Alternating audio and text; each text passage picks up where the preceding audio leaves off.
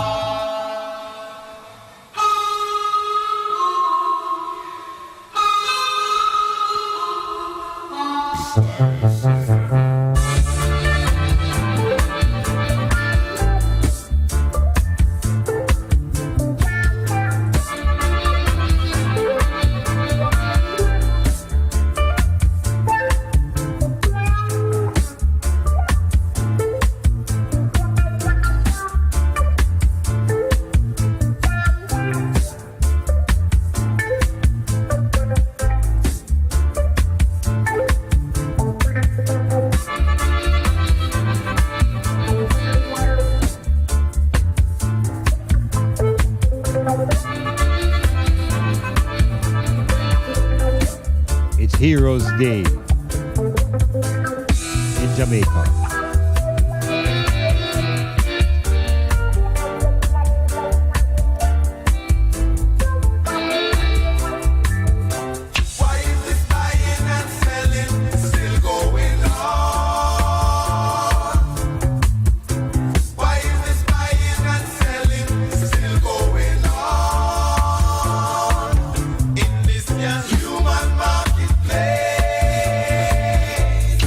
Who is a hero?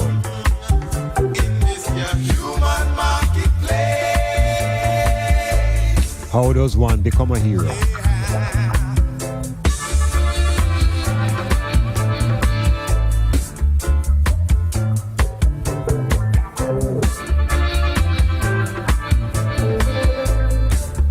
Who is your first hero?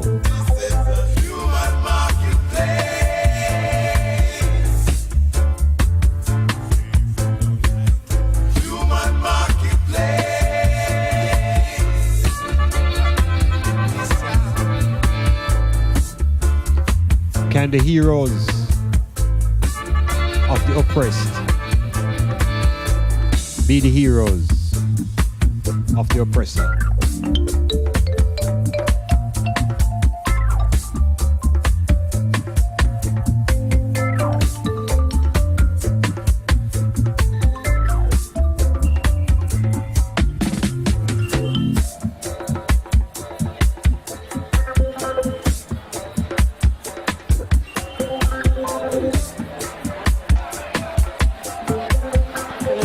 When there was slavery time.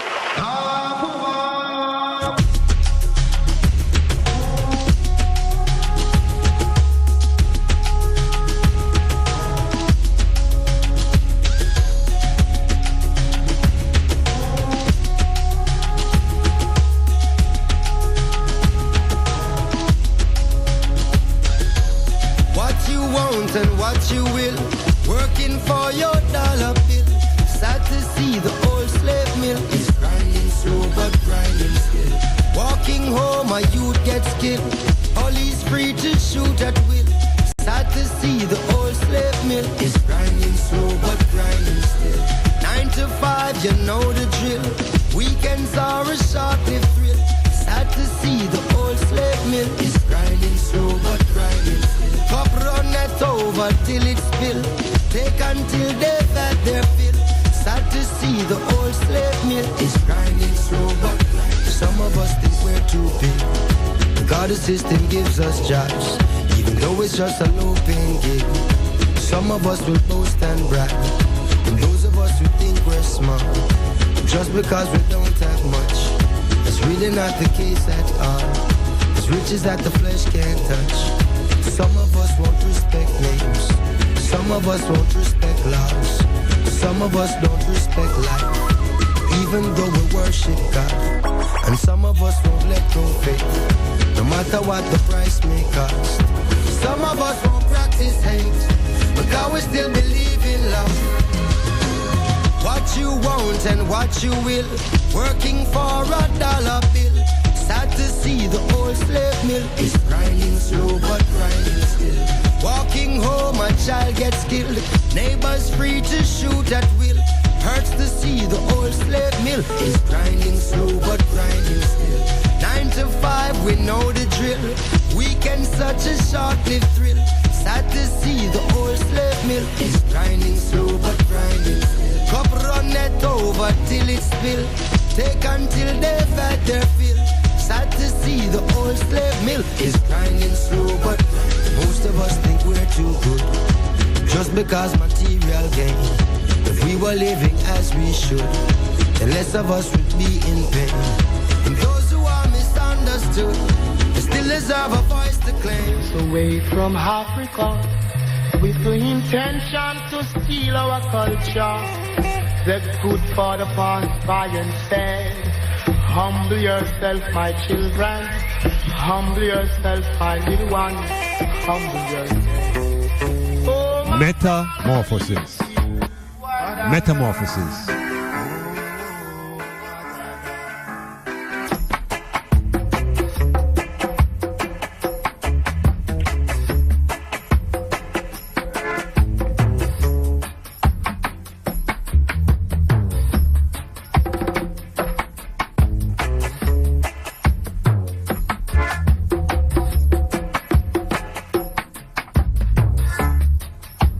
Heroes Day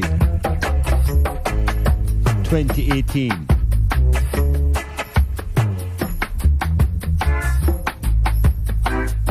And the cycle goes on.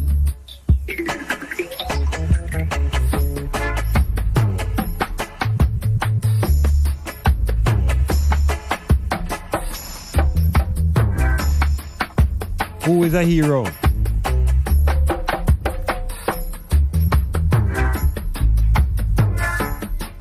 Hero is masculine. Heroine is feminine.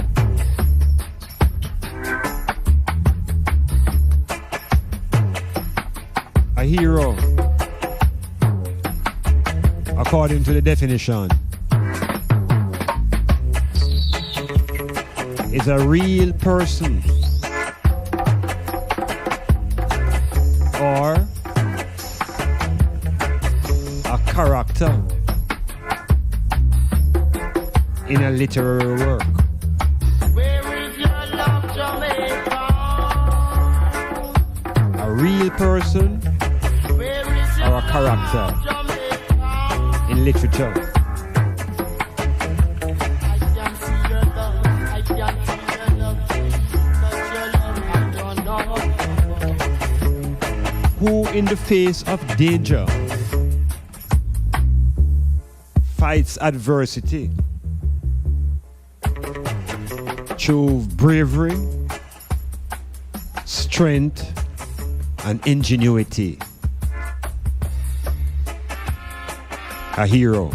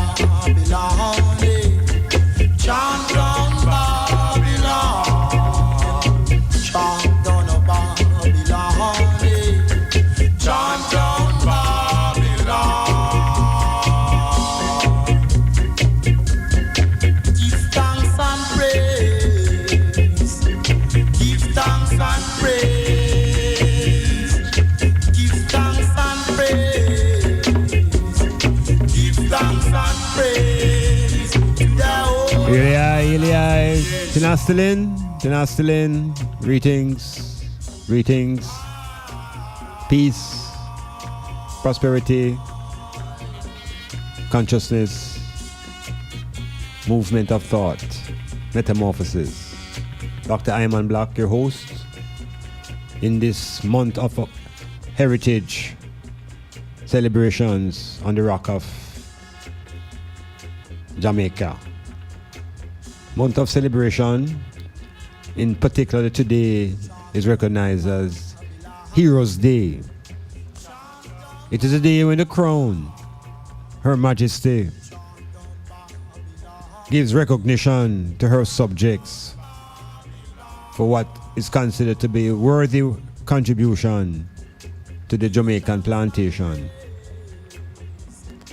So we have to continue to congratulate those who are recognized, because recognition is an important psychological need, perhaps, because oftentimes through recognition one becomes motivated and one becomes aware that whatever one is doing, it is being observed by many and appreciated and loved and various things, So we congratulate those who have been given awards from Her Majesty, and we continue to be a colony of Britain, and we continue to live under disguise of being an independent political nation. And in that sense of deception, I will have to also examine the heroes that we have been given and what type of deception have been pulled over our eyes as it relates to these heroes. So I was started over by outlining a sort of definition coming out of the dictionary. And later on we want to talk about the dictionary, the importance of a dictionary, and who is Noah Webster. How is it everybody runs to Webster's dictionary? Who is this brethren? And how is it him come to compose and construct this book that we all make reference to, and the book that holds meaning and deep beliefs within it, the dictionary. So we're looking at the heroes now from a perspective of the dictionary, and it suggests that, yes, because of the masculine, the patriarchal constructions in the Western world, we all hear about the female heroes, so they call them heroines. But heroin is a drug, so I don't really think the sound connects to the activity that we're trying to identify. So shero might be better than a heroine. So we have heroes and we have sheroes. Now the word hero suggests that it can be exist in two dimensions. A hero can be a real person, or it can be a character now in literature. And here's where I want to add and pay some attention to. Because a lot of the heroes that we have been presented to in our lives as Africans on the plantation in the West are heroes through literature. Yeah. So we have to recognize these dimensions, know how we get presented to heroes. So the real person now is a different character from the character who's in literature. Pardon. Now, the characteristics of a hero are consistent. The hero have to be able to face danger. The hero have to be able to fight against adversity, combat adversity. And through powers now of ingenuity, which is thought power, mind, bravery, and strength. One of the first characteristics of a hero, you know, is bravery. It's hard to be a hero and you're not brave. But if you're brave and you're not applying your ingenuity, you will die quickly because you're going to appear to be foolish. So the hero also has sometimes objectives that are beyond them individual self. That oftentimes they are involved in events that are way beyond their individual self, selfless actions. So the concept of the hero, we find it in classical literature before we get into real life. Classical literature.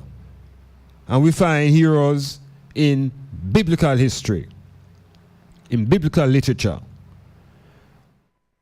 So there are certain areas of our academic, intellectual, educational life where we are exposed now to heroes. And heroes now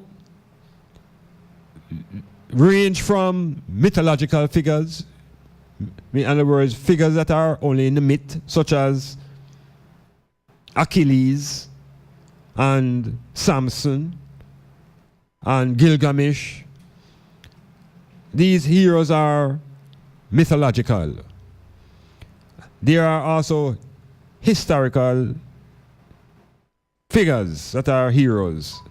And within the Black African struggle now, the historical figures will be people like in the Western plantation, we'll say Tubman is a hero, but she's a female, so she will be a shero. There is more contemporary heroes that we can identify right across the African continent and through the Caribbean. And then there are modern heroes, and there are sporting heroes. There are fictional heroes, superheroes, cartoons, comic book heroes, Superman, Batman. So there's a whole range of heroes that are out there. And as I want to look into a little bit closer now to the real life heroes that affect black people. And on Jamaica now, we get some real life description of heroes. And these are the people who we have in Jamaica as our national heroes. And the first one is a female. And the first one is grounded in this parish here now of Portland. Then we have Samuel Sharp. And then we have Paul Bogle. And there's a cry for Taki. And then we have George William Gordon. Now up to that point in time, these men were in a situation where they took up a cause. Now today we celebrate these men as heroes and women. But I want to sort of review how is it we, the black population, get to have these people as our national heroes. And is it really practical that the heroes of the oppressed are the same heroes as the oppressors? Because within the context of the African tradition in the West, our situation has been one grounded in oppression, and our actions has been one driven by resistance. So then if you have heroes coming out of a resistance culture, how is it that those who are controlling the state and in charge of the oppression, how can they embrace those heroes as theirs? Something is amiss. So I'm suggesting that heroes require a perspective, a perception, a sort of, each culture has a way to view their own experiences, and therefore out of each culture develops their own heroes. When heroes are imposed upon a people, like how black people get Tarzan as a hero, that's an imposition. And the heroes now carry with them certain imagery and certain expectations. So we have to be careful now as we review the nature now of heroes and sheroes and the reality of trying to emulate heroes. Because if we were to emulate Sam Sharp and Nani and Bogle in our mentality, the state would rise up and maybe oppress all of us. Because is that what those people did, and the state rise up against them? So something is not kosher. Something is not correct. And the attempt is just to think through it and to come to a sort of awareness within our own selves.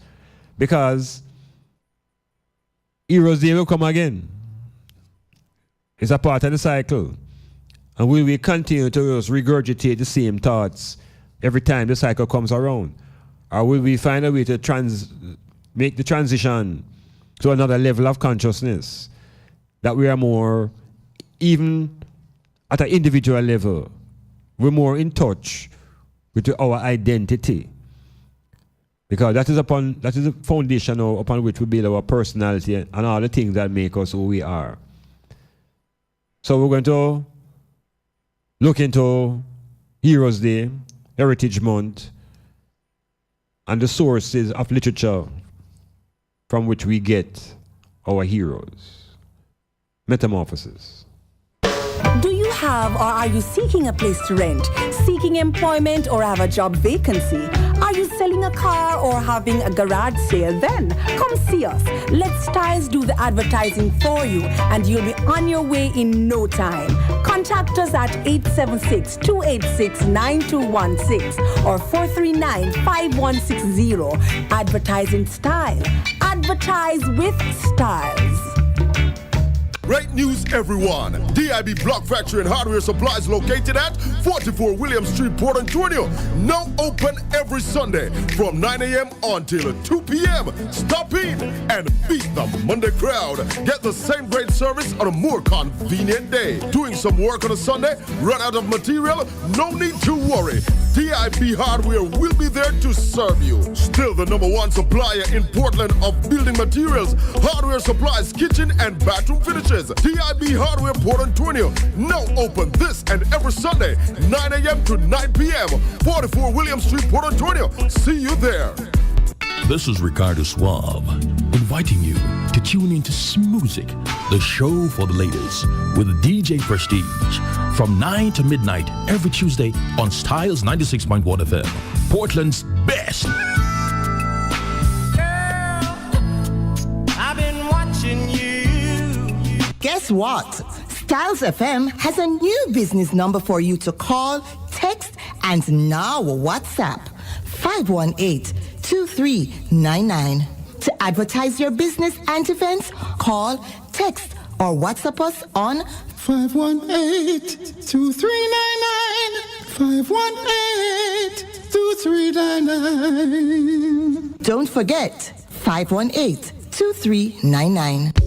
Clifford Guest House, sponsor of Metamorphosis on Monday nights from 9 p.m. to 12 midnight with Dr. Iman Blak. Located at 15 Queen Street, Port Antonio, that's Titchfield Hill. They offer accommodations for up to 1 month. Call them at 285-0610 for more information.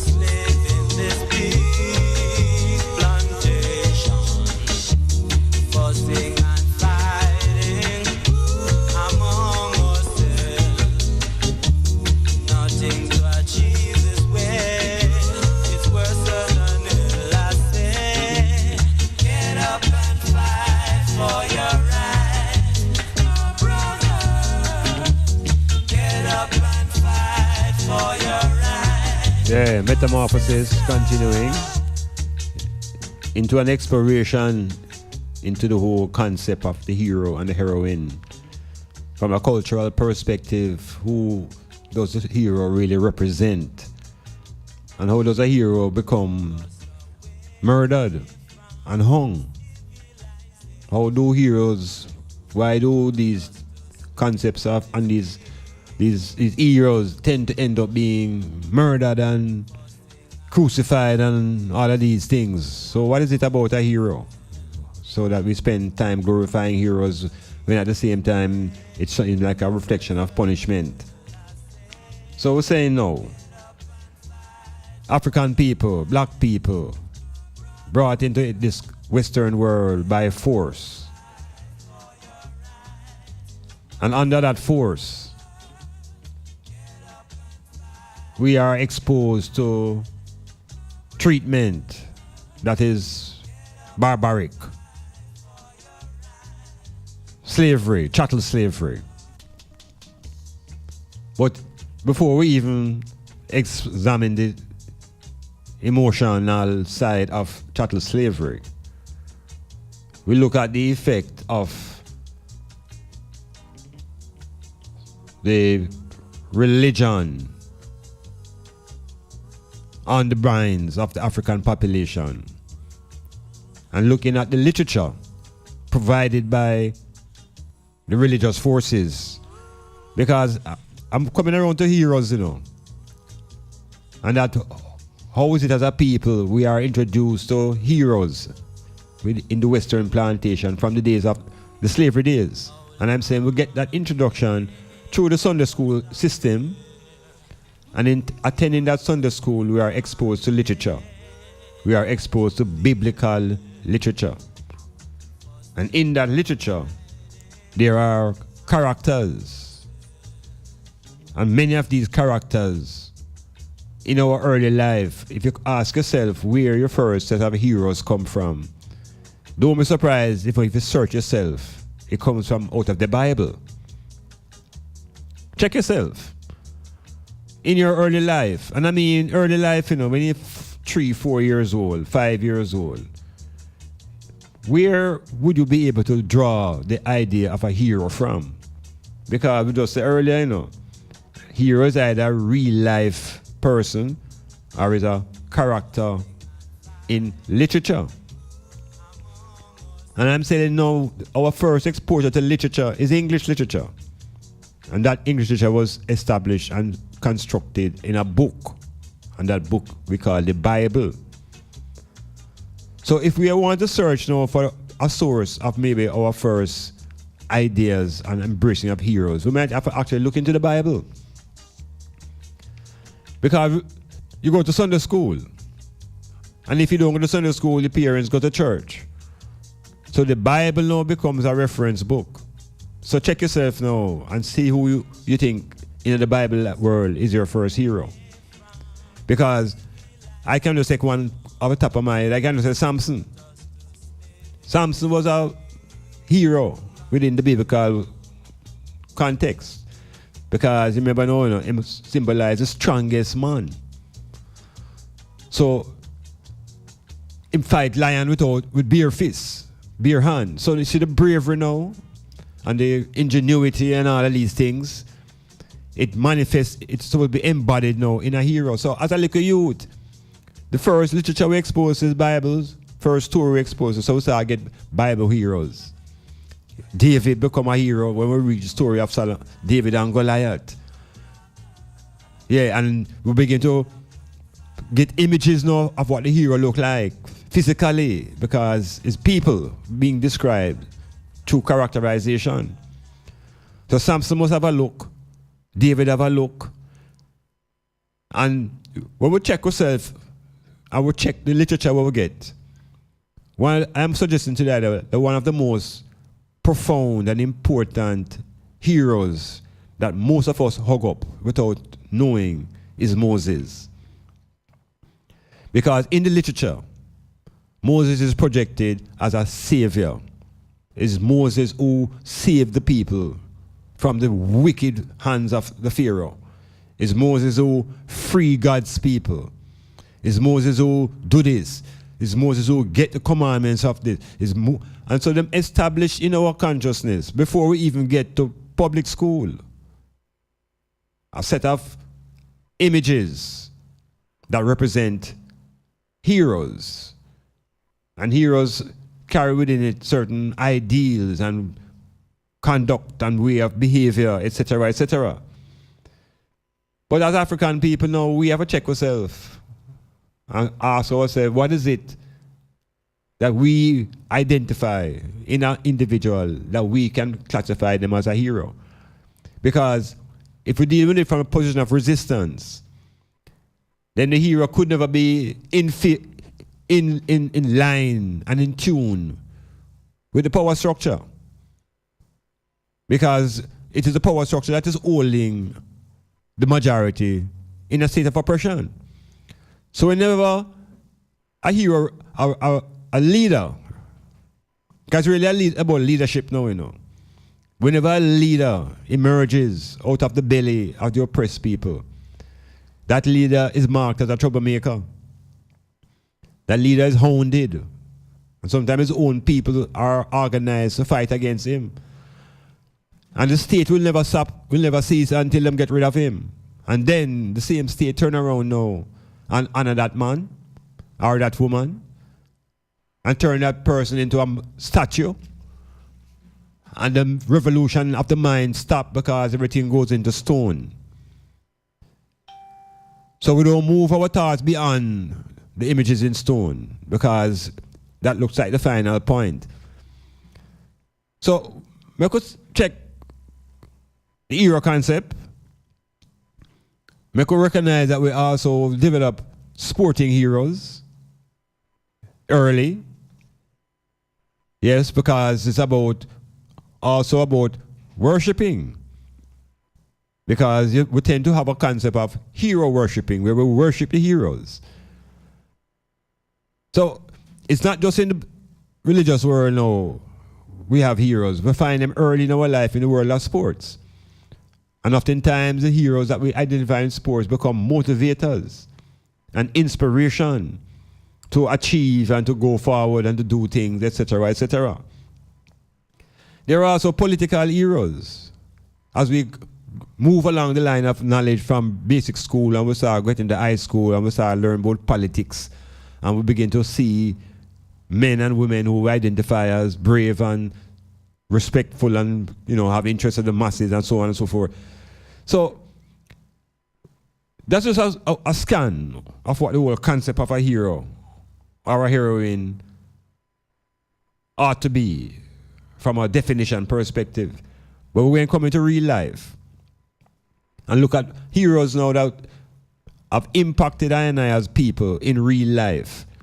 Because the biblical heroes are characters.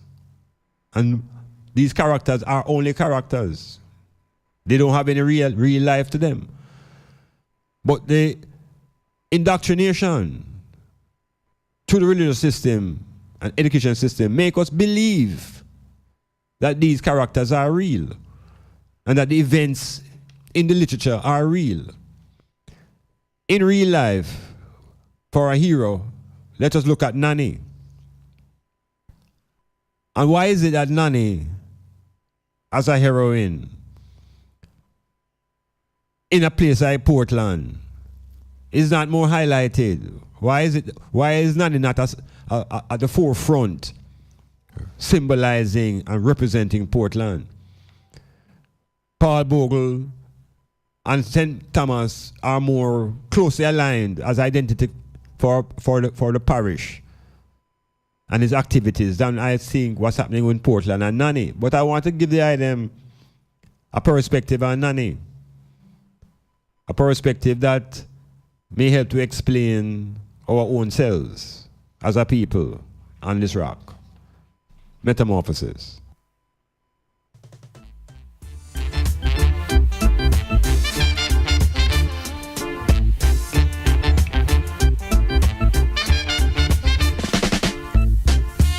Marcus Garvey words come to pass. Marcus Garvey words come to pass. Can't get no food to eat. Can't get no money to spend. Oh, can't get no food to eat. Can't get no money to spend.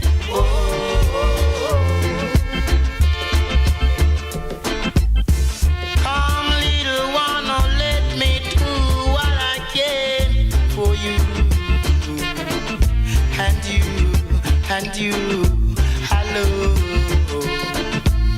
Come, little one, come. Oh, let me do what I can for you and you alone.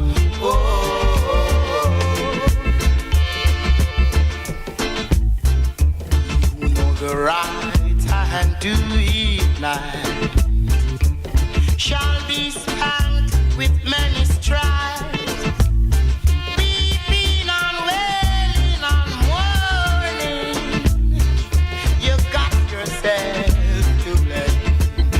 tell you, do right, do right, do right, do right, do right. Do right, do right, do right, do right, do right, do right. I beg you, oh, tell you to do right. Yeah, Marcus Mosiah Garvey has been declared one of Jamaica's, our first national hero. That was defined and determined by the government. The government meaning the political parties. What was their motivation? Only they know. But Marcus Garvey, being recognized as the first national hero, you would anticipate that the teachings and the philosophy and all about Garvey would swamp the nation from the basic school up. But that's not true. That's not true. So the teachings of our first national hero is not a part of the culture. So what is causing the disconnect? Why is it a person who's declared a hero by the political administration not being placed in the center of the culture and the consciousness of the population? Why is it every year there's this argument about Garvey should be taught in the schools? Yeah, you see, it's a hypocritical construct when the opposition to the liberation of the people defines who must be the heroes. It's paradoxical and it's contradictory and it don't call no progression. Stalemate. Because in the reality, what Garvey represented is still opposed strongly by the planter class and those who have the wealth in the country. So this honoring was hypocritical. It's hypocritical. And much more wholly for the honoring, when you see the Queen honoring, is hypocritical. Because it's like a man that try light a fire in your house and burn it down. And you know. But you're going to find a time for compliment him for making good matches. Some foolishness like that. It's hypocritical. So you put the man at the highest level of the national heroes. But whatever the man taught is absorbed by all societies outside of Jamaica. Yeah, all other nations, even the Vietnamese, the Orientals, the Chinaman, grab hold of Garvey's philosophy. But at the basic difference, and what separates Garvey's philosophy from those who rule Jamaica is that Garvey said race first. Yeah, race first. And them ask him to leave quickly. Because the idea of race first is very disturbing in Jamaica and frightening. And when Paul Bogle said skin for skin and race first, it raised up the British and the white man them sent for munitions and reinforcement. Yet them turn him now also into a hero. So it's a kind of puppy show thing, you know. It's a puppy show thing. So we're careful now how them honor the people who oppose them and have us thinking that they are with them. They are not. They are never with them and they are never with us. So Nanny now, for example, nobody really have an image of Nanny. But the events and activities of Nanny seem to be well documented by the British in particular. So we get a version of Nanny coming straight out of Britain. We have the European white man version of Nanny.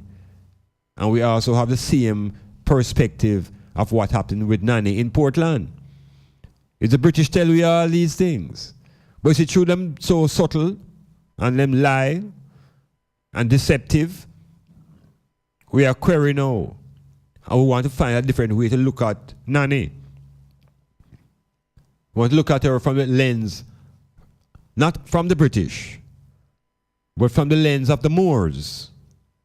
M-O-O-R-S. So Portland people, I want to wake up now. Because this reason really I got started on Saturday morning on Shaka program and wasn't able to complete it. So It's about Nanny, it's about Portland. And why is it a statue of Nanny can't come into the town? Why Nanny has been put way up into the mountains and is unwilling to be, why is it unwilling to integrate Nanny into the center of the town and the center of the parish? What does Nanny really represent in real terms as a hero, a shiro? Well, I think from my perspective, and I'm giving it to you from black perspective, Nanny seems to be the only person on the hero list that wasn't born in Jamaica. If I am wrong, I stand to be corrected. But everybody else seemed to be born in Jamaica. So Nanny now have a history that requires a little bit more exploration so we can know who she is and maybe help people in Portland know who they are. Nanny, it is recognized and noted, came out of West Africa. He was a West African, and more importantly than a West African, she was a Moor, M-O-O-R, Nanny of the Moors. Now the Moors are a very important set of black people, Africans, and their contribution to world history is very important, the Moors. If I had a chance to go to basic school again, I would demand that, not really myself go there as a child again, but if I had a chance to be involved in a basic school, I would certainly have on my curriculum the history of the Moors.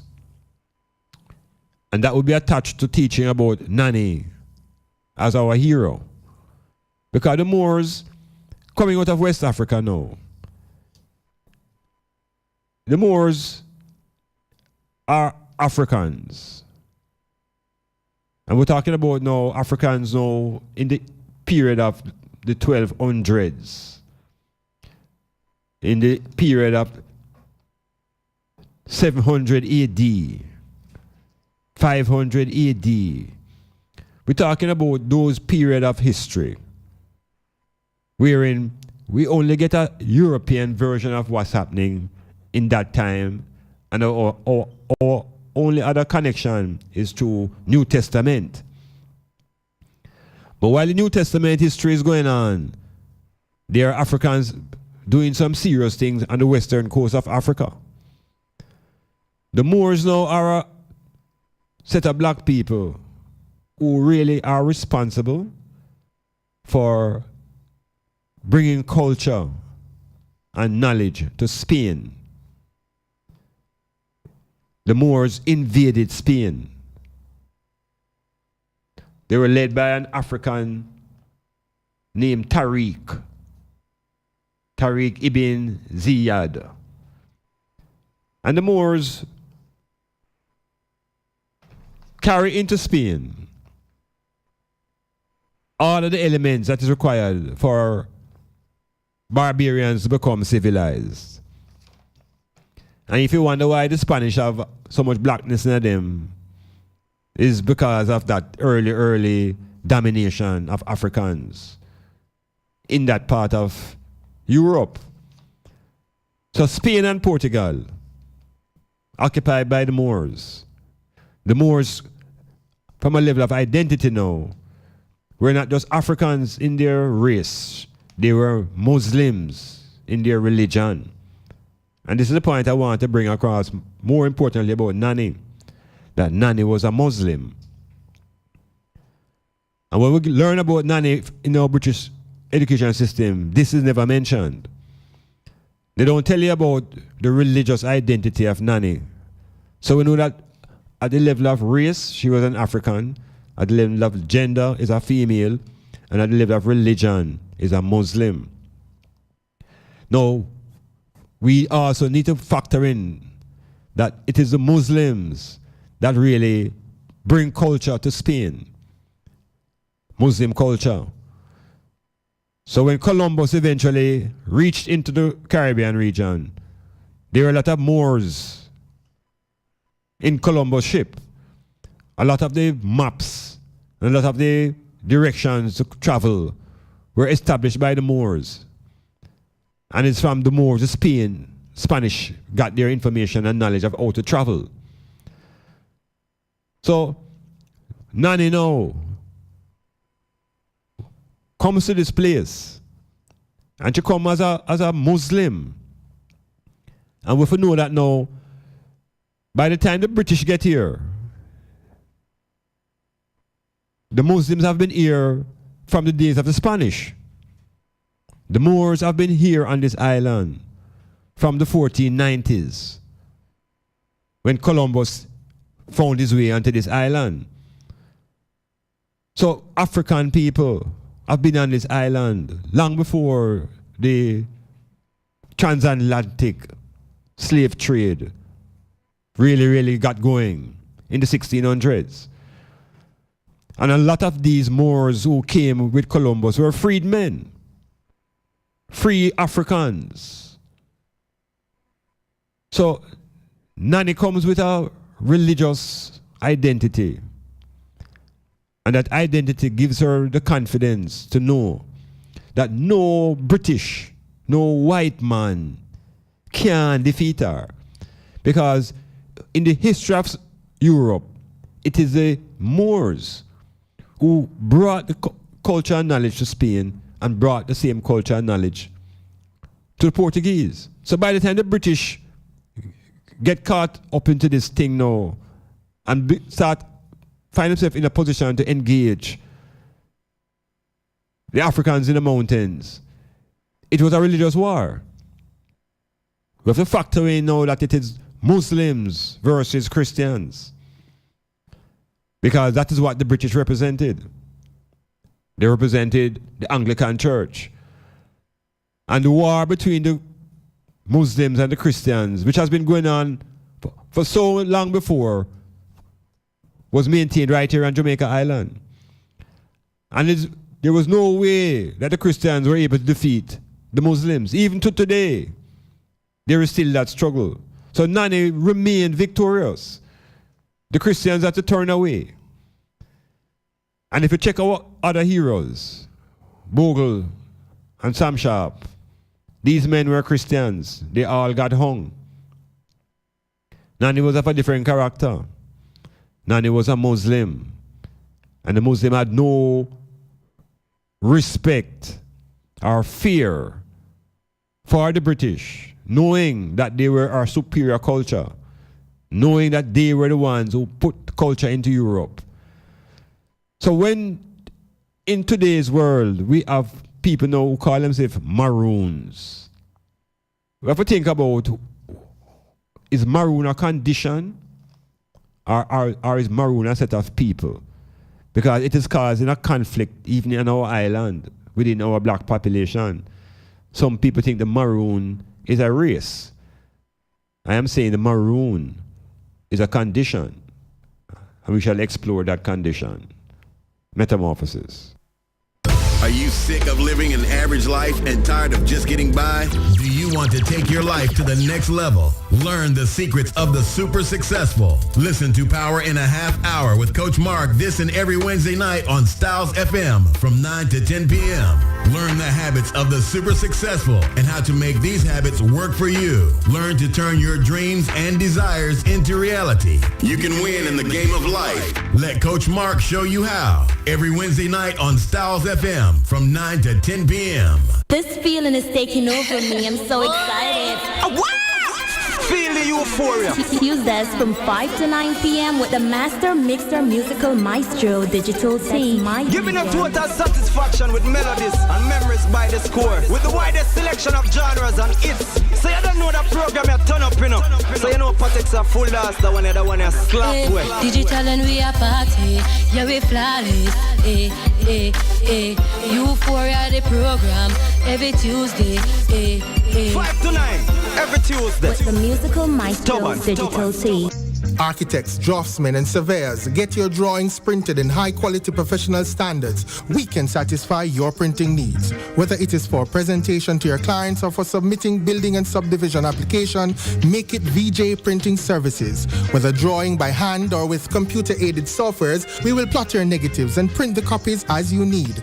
We do high-quality white paper printing that is water-resistant and never fades, unlike traditional blueprint. For more information, call VJ Printing at 893-2266. Clifford Guest House, sponsor of Metamorphosis on Monday nights from 9 p.m. to 12 midnight with Dr. Iman Blak. Located at 15 Queen Street, Port Antonio, that's Ditchfield Hill, they offer accommodations for up to 1 month. Call them at 285-0610 for more information.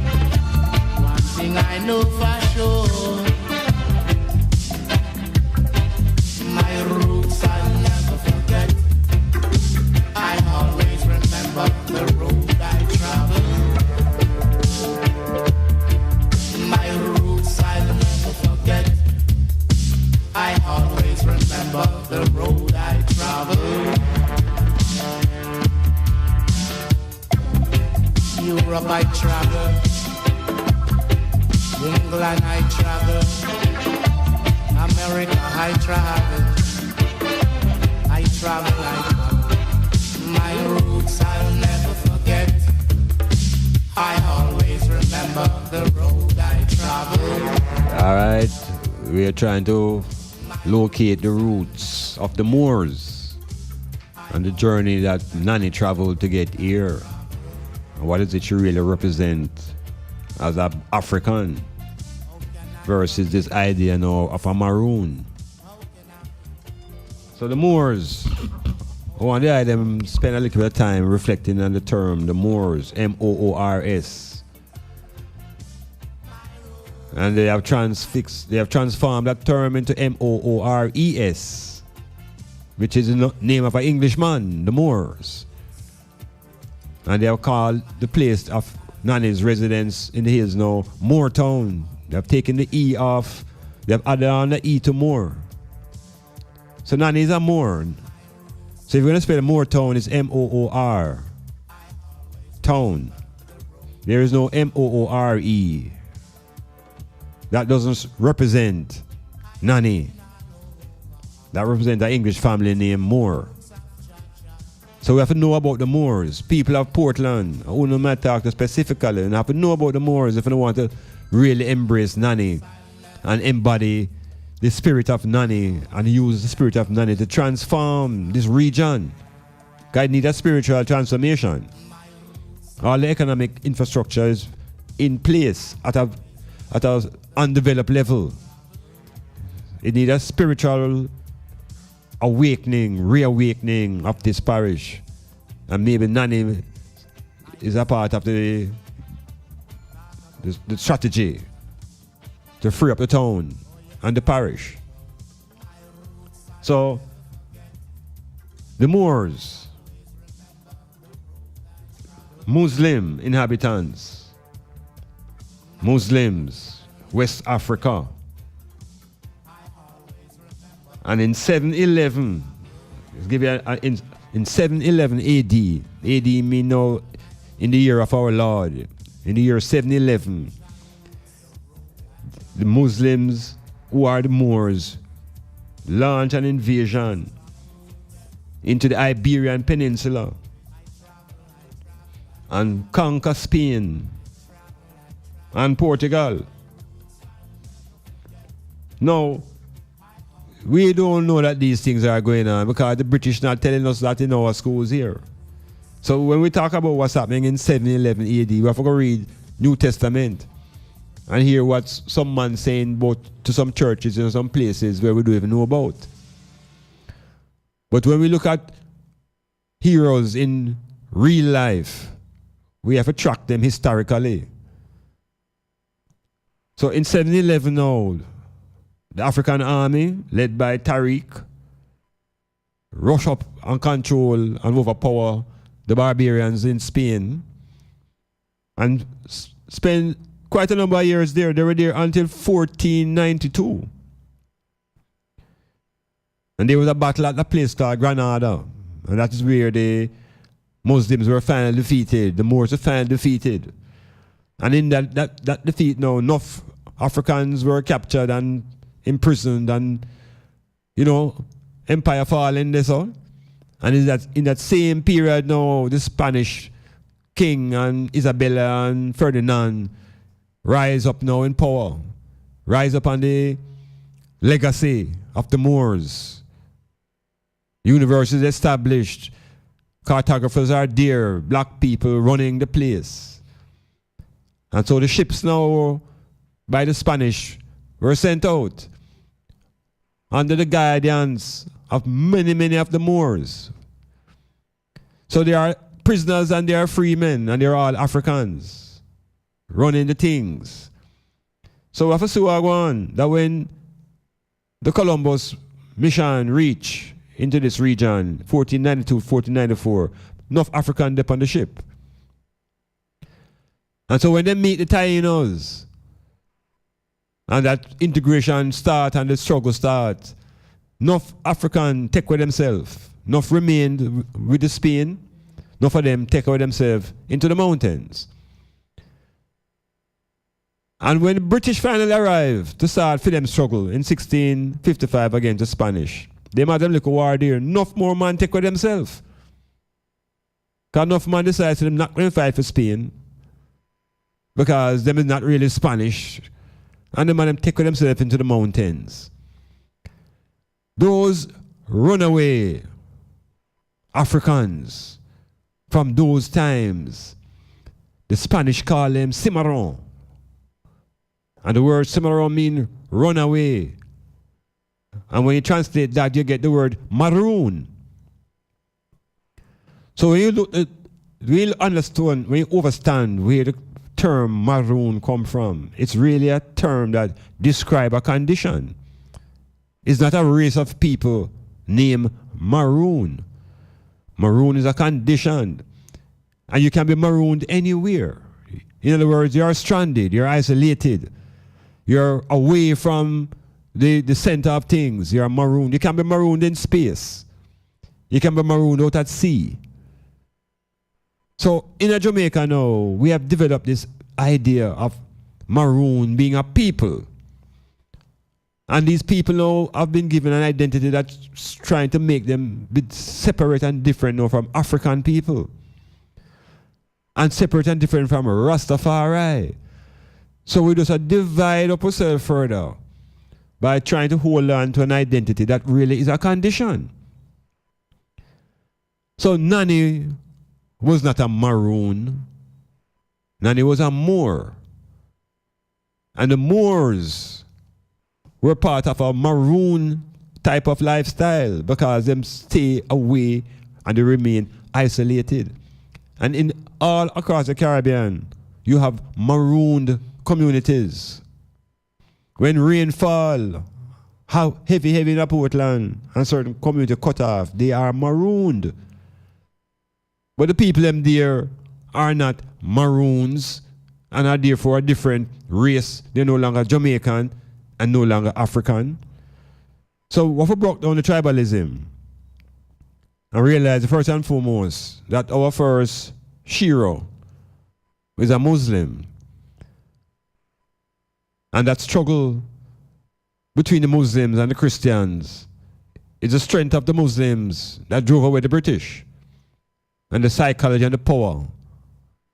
So today, when you go into where the colonel of the Maroons supposed to dwell.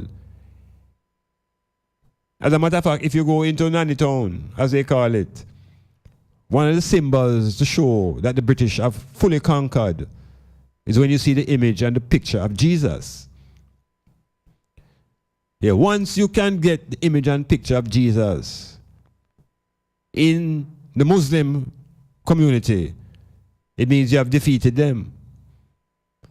And that is what happened to the Africans in this Portland area. That the Maroon culture, the resistance forces of Nanny have been overpowered by the Anglican Church. And so the dependence, has been part of the people's behavior now. Unlike Nanny, who was at the highest level of self-reliance, highest level of self-confidence, the people now have been reduced to dependency and believing in a savior and a comforter. If Nanny had that attitude, the British would have kicked her butt. But she was about self-reliance, self-confidence, self-awareness. Now bow to no imagery that don't look like her. Metamorphosis. Real hot in the shade, 96 degrees in the shade. Real hot, oh yes, in the shade.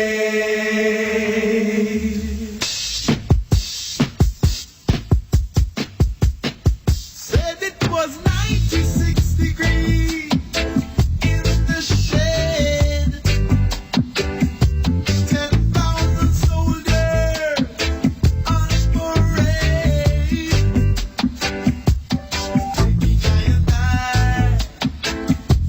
Meet a big bad boy sent from overseas.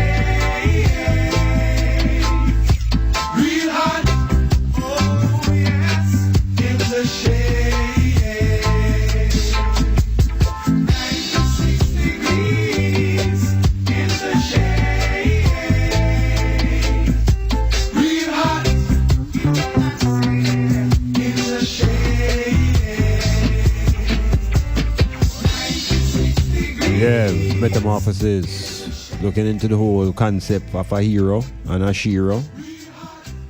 It's a word now that has lost much value, especially within the context of modern pop culture. And significantly, especially after the 9/11 incident in America, that word became bandied about every other day. Every other day somebody became a hero. And everything that you did know was a hero, and you're a hero. And then songs came out about hero, and a whole heap of things go on around the concept of a hero. But it's an important concept in civilization and society, because it's a symbol of recognition. And within all fields, we seem to find heroes.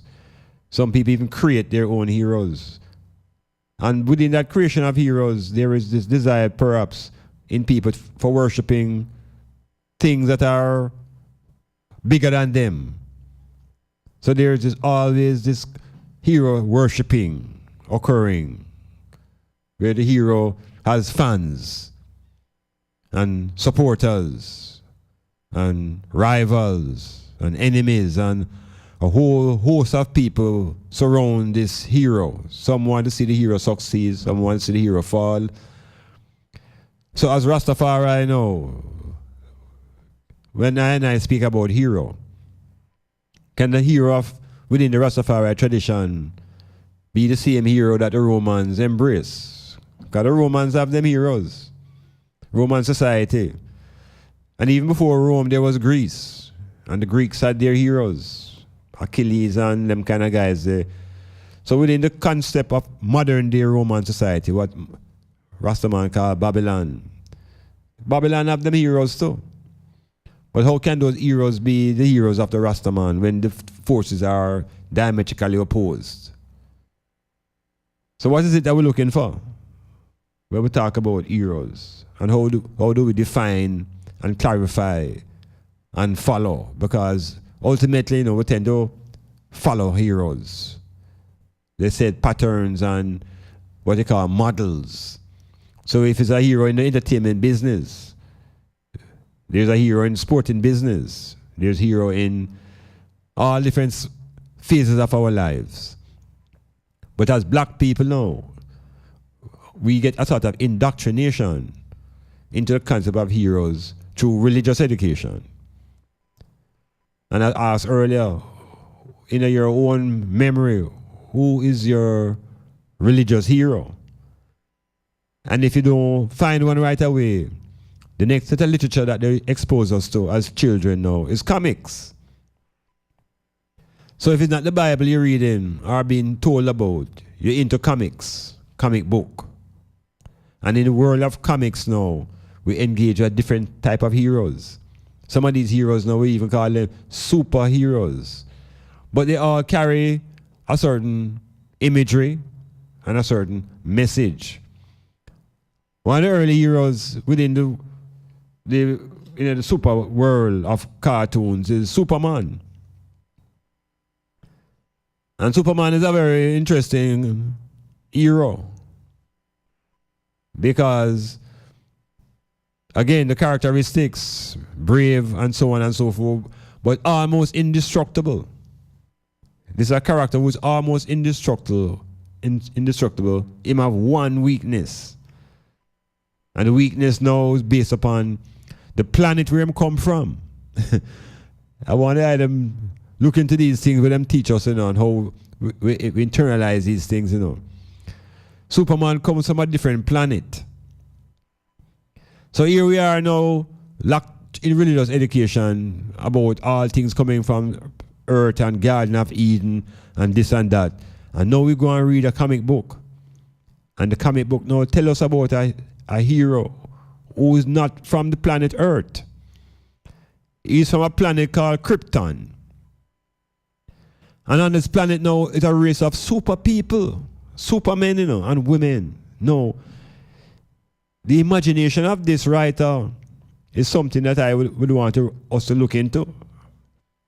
Because this man is imagining a planet of supermen and superwomen far more advanced technologically than what is here on Earth.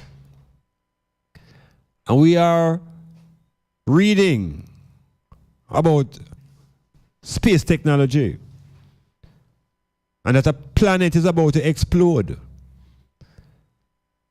And the parents of this child become conscious of the destruction that's imminent and decide to try to save the child. And put the child in a space vessel. And aim the child and the vessel to the planet Earth. Remember now, it's comic book we are reading now. But we have an imagination that is very vivid. So when the vessel leaves out of that planet Krypton, the planet explodes. Now in that explosion, they connect that explosion now to the asteroid belt that presently exists, which is a belt that has no real solid planet, but it's all about rocks broken up. It's like an asteroid explode. All right, so we're still in the cartoon world now, you know, literature. And this vessel with this child is sent into this planet Earth. So somewhere along in the mountains of America, a little old man and his wife driving them car. And they look up into the sky and see a falling star. Something crashed to the earth and them drive over there and look. And when them look and open it up, it's a little baby in it. But guess what happened now? It's a little white baby. Yeah, it's a little white baby. No, if that baby was a Chinese or a black baby, you know, it will cause a different impression on your psyche. But coming from so far out in space, from a super intelligent race of people, comes a little white baby. Yeah. This little white child now is given a name. They call him Clark Kent. And he's going to be a newspaper journalist. But he has an alter ego because in the other life now, him is the Superman. So we get the concept of a hero. But attached to this hero now is an imagery. And the imagery shows us a super white man. Super white man. And we say, all right. And then we begin to read other comic heroes books and we realize that all of the heroes in the comics are white. This works on the subconscious mind. Because when you look into the real world and you look for heroes, the projection we're getting now is that black people are villains. And within black people now we can't find any heroes. So we have an issue now. How do we define heroes from a black man perspective? What kind of bravery must he demonstrate and who are the forces that he is opposing? Because if we check our own self and our own history, our heroes have always been our liberators.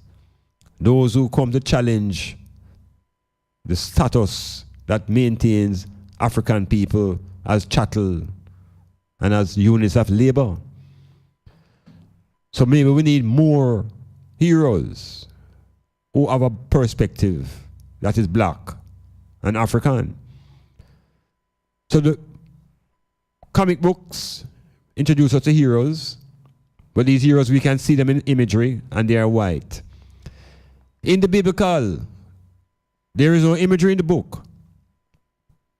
But the imagery now is projected in the movies. And in the movies you get the imagery now of what the heroes are in the Bible. And all of those images basically coming out of Hollywood. And we know what Hollywood is all about. It's about white. So is it strange that even in today's world we still admire and have a sort of great amount of admiration for white people who are projected oftentimes in the role of our heroes? It's something that we're checking out. We are our black heroes. Metamorphosis. It is not good to travel today neither across the ocean.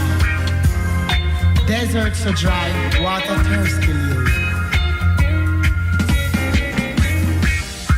Too good to travel today, neither to cross the ocean.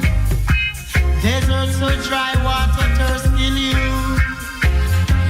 Kill you, kill you, kill you. Kill you, kill you. When it wet, it slippery. When it down, it cramp your belly. Don't want to see you on the ground.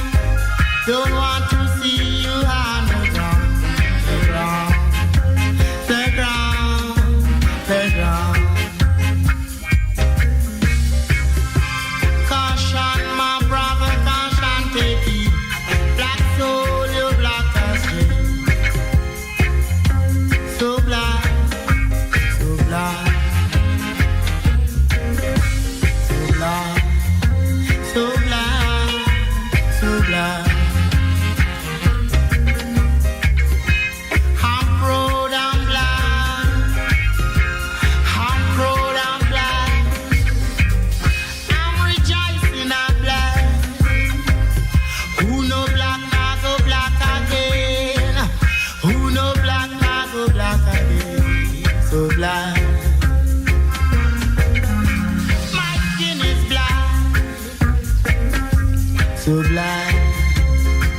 Oh, so black.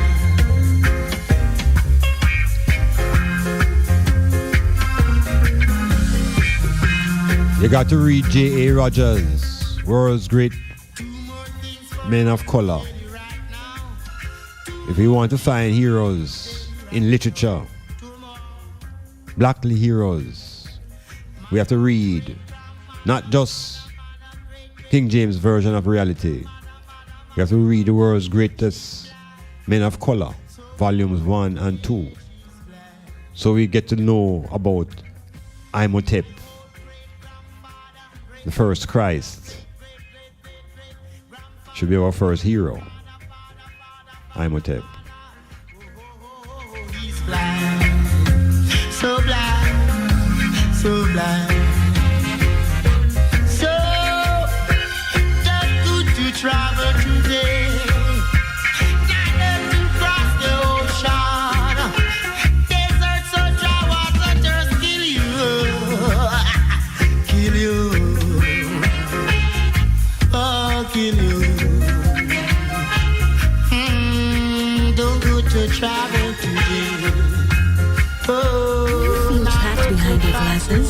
Ever considered what life would be like to wake up to crisp, clear vision? LASIK vision correction may be just the answer you're looking for. At Caribbean LASIK Vision Center, our team of certified doctors and counselors are available for LASIK evaluation. Call us at 630-0958 or visit www.lasiccaribbean.com. We are conveniently located at 34 Lady Musgrave Road, CLVC, where technology meets the eye.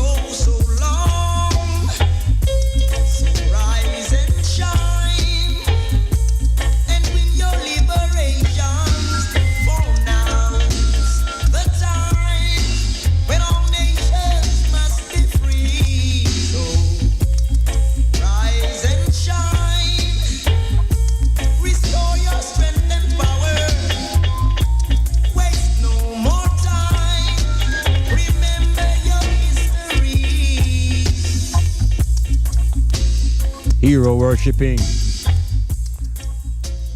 One of the first heroes introduced to I and I that moved from just hero to worship is the Jesus. Again, in the biblical texts, Jesus is presented as a hero, Savior of the world. What a title, Comforter. So this is the highest level now of heroism, because heroes reach a point where sometimes them say them have to put them life on the line because the cause is so great. So this one now, who we are put him life on the line, not only give up him life, but him get it back. Why, what a serious hero. Yeah, give up him and get it back. All other heroes that we know so far, for them one gone and don't come back. So this hero now is projected now that not just a regular hero that for worship, but it's a superhero. Because this one now conquered death. So this is it is so deeply imprinted in the subconscious of African black people now who embrace heroes and hero worship and accept these ideas out of literature. Because we say heroes exist in real world or they exist as characters in literature. And we get most of our heroes as Hebrew literature characters. So we hear about David as a character, and the mind and the movies show you a little white boy. A little white boy. Cute. Because we get the imagery now out of the movies and Hollywood. So we're always getting a steady diet of white heroes. To the point wherein when the movies are dealing with black people's struggle, it's only when a white man appears that the black people can be relieved. You know, always take a white man to come and help finish up the job. So him is always a hero. So it's a strategy. And it's sustained by the movies, the media, literature. So we see a little David, a little white boy, and we empathize with him. And then when they project Goliath, you know, it's this big, dark-skinned looking brother with one eye, one black eye in the middle of his head. And automatically, we rally behind David. And David now becomes a hero. King David. The same king now that will send our next man out to war so him can dead, so him can get the man wife. And we hold these images as heroes. So you see, we're conflicted.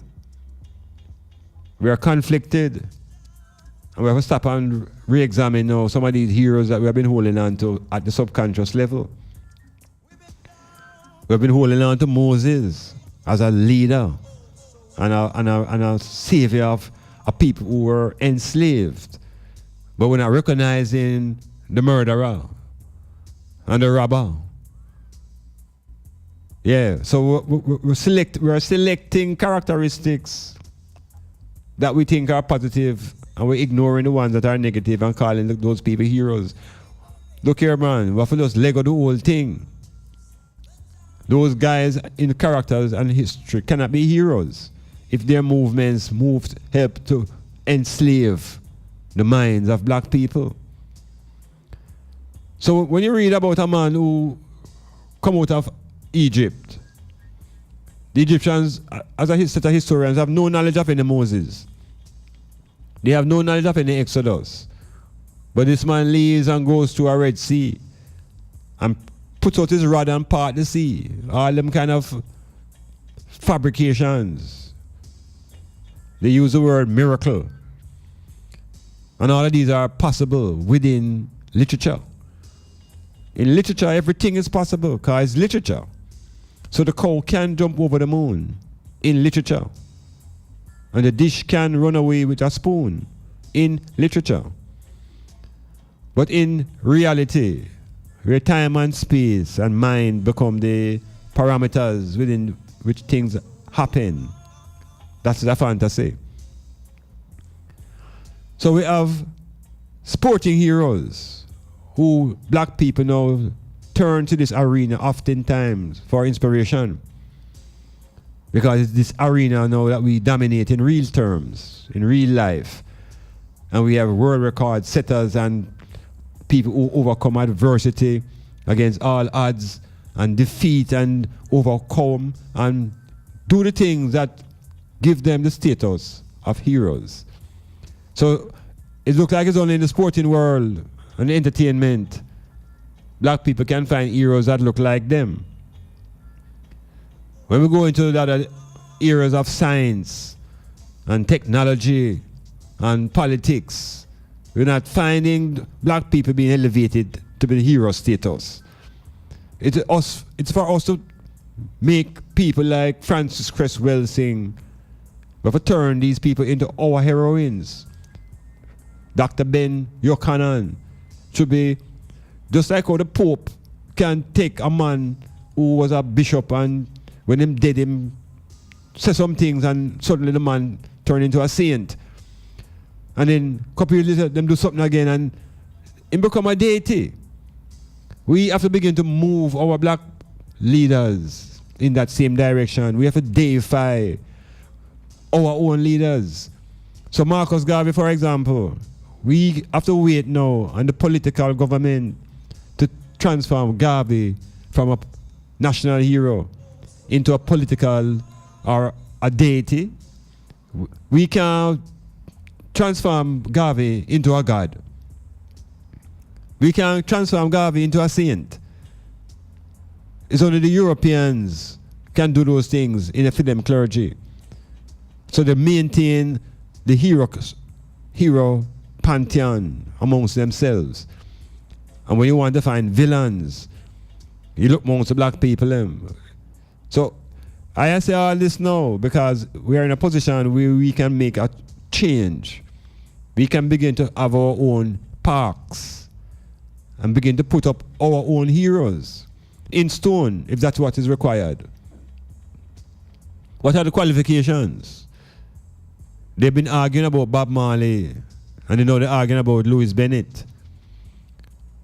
Bob Marley is already an internationally recognized hero because from the moment he could have bust out of Jamaica, that alone make him a hero. Yeah, because the oppression here is so great, not just for the normal black man, but for the Rasta man. So when the Rasta man could have overcome the Roman structures established here and get to the global state, then the state of Jamaica tried to grab onto the man. And into grabbing onto Bob Marley, now them trying to separate Bob Marley from Rastafari. They try to separate Bob Marley from his black mother and identify him now with a man who come from England who drop a sperm donor. So we have to know what we do.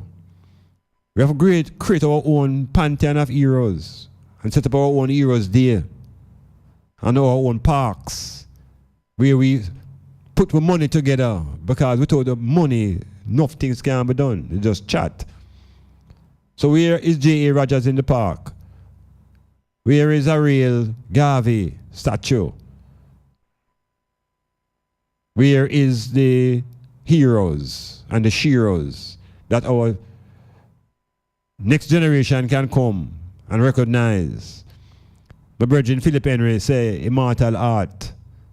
We should begin to immortalize our heroes that they will live forever and that the generation that come will realize that what they have seen is just a part of the process and that the journey must continue. So we have to begin to build heroes outside of sports and entertainment, heroes in politics, heroes in government, heroes in economics, Yes, our own heroes and sheroes. Metamorphosis.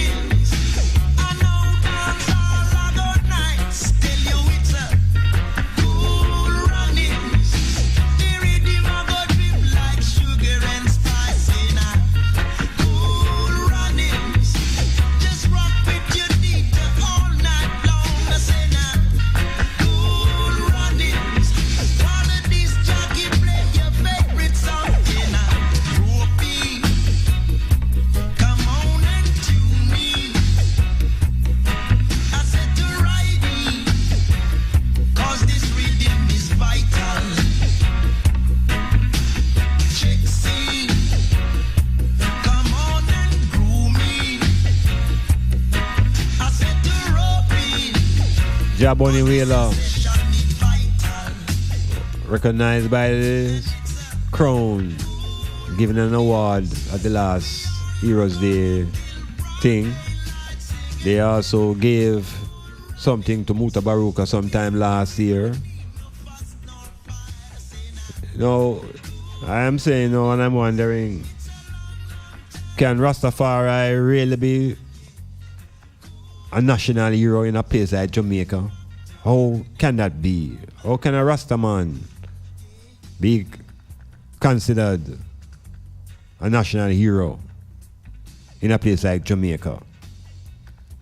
Because the thing that the Rastaman stand for is not what the state stand for. The state is almost in direct opposition to Rastaman.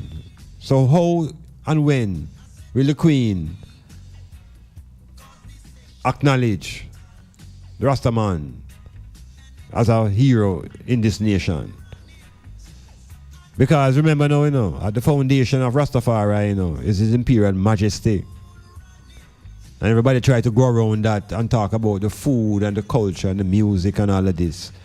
At the essence of Rastafari as a resistance movie is the presence and the meditation on and towards His Imperial Majesty, Haile Selassie I. Now, when the Rastaman hold that meditation, it becomes an affront to the state and to the politics and to the Roman Empire. Because the Rastaman is saying that him not into nothing with the concept of your Savior, Jesus. Rastaman not into no concept of a Savior named no Jesus. And it's not because of how the name spell. I am talking now, I am on personally now, not because of no J. And the J was a recently invented letter, so the man never named Jesus, he named Yeshua. Even that, may I tell you now, I am not into no concept of no Yeshua as no Savior. Because the whole idea of a Savior is what causes one to become impotent in them thinking. And Rastafari, as a resistance to Rome, is motivated by liberation of the thoughts, liberation of the thinking process. So how and when will a state like Jamaica come to terms with a man who is saying something different and opposite when it comes to ideology and religion?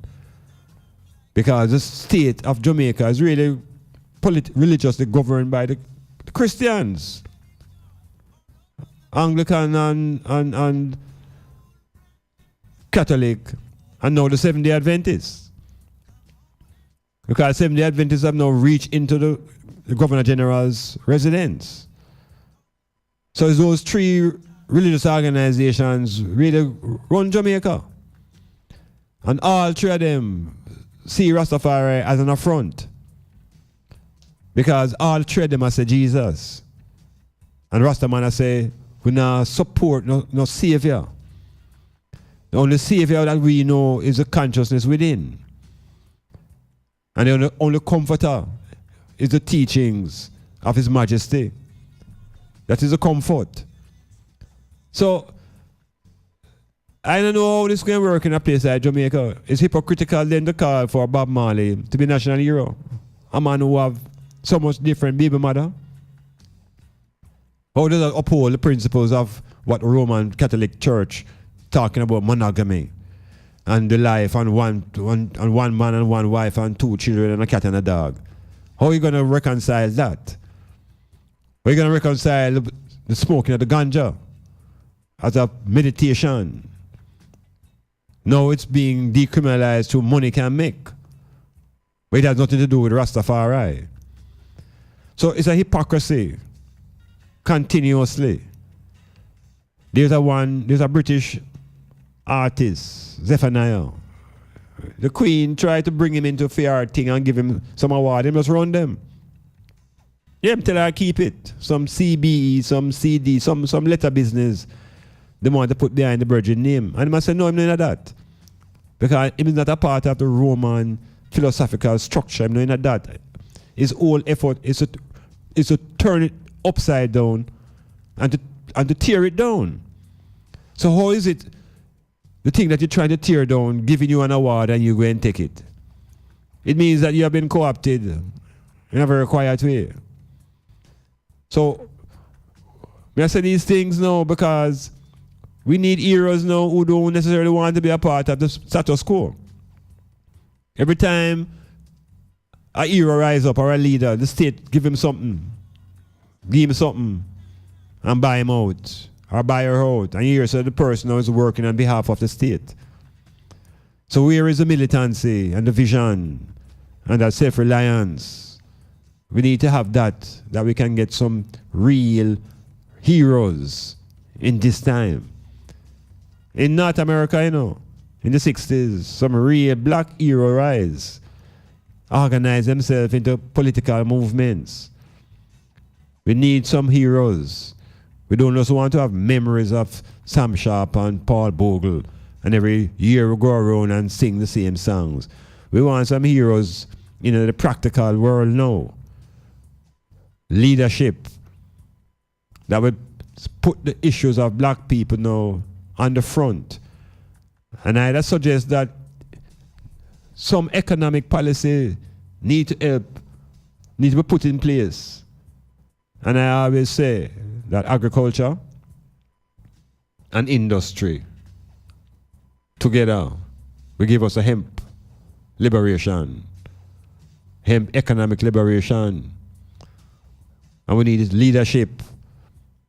The man with a small, even half acre. And we need a pilot project. I say it again. And we ask the ones who want to get involved in this type of leadership. We will have a pilot project, 1 acre of hemp, half an acre of hemp. And we do what has to be done to bring it to fruition and bring the media and bring the government and bring all the stakeholders and make them observe this half an acre of hemp. What can be gotten from that? The amount of oil and paper and production. So we can get money. We need leadership and heroes in economics for black people. No. Metamorphosis.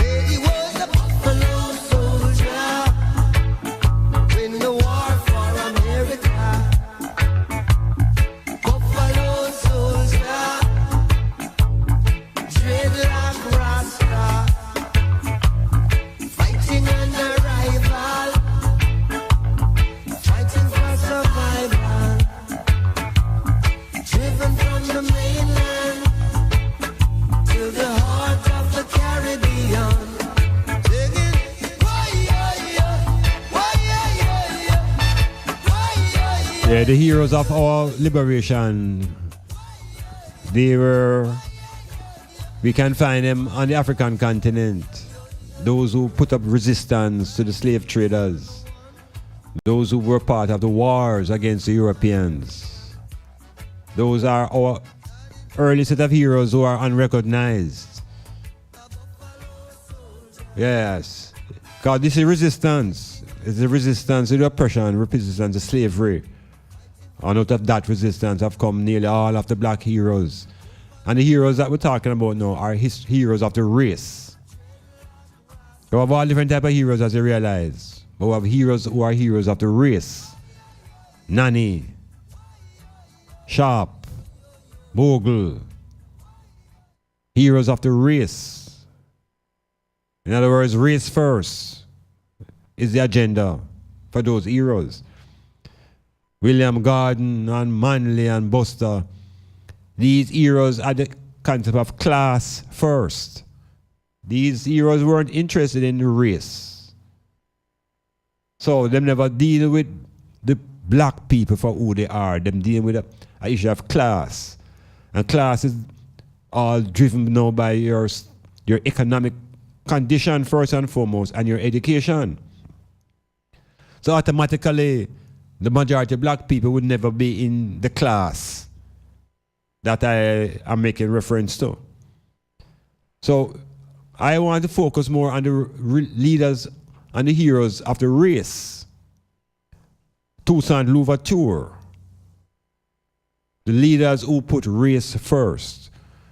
And we need more of those type of leaders now on the Jamaica Island. But these are the leaders who the Jamaica Island plantation governments try to get rid of. And we have examples of that. The first example was Marcus Garvey. And Garvey established the People's Political Party and began to talk about race first. Them get him out of the country. Yeah, them get him out of Jamaica. And Garvey landed in a place where the people were just dreaming and praying for a leader like Garvey.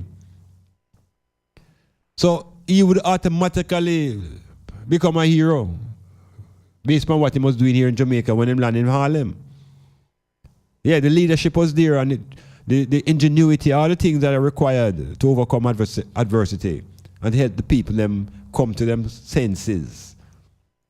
So we need racial leaders, leaders of with racial consciousness right across the globe now. So we have to begin to reconstruct our own ideas and of our own liberation and maybe how we view our own heroes. Now, it is one thing to have a sporting hero.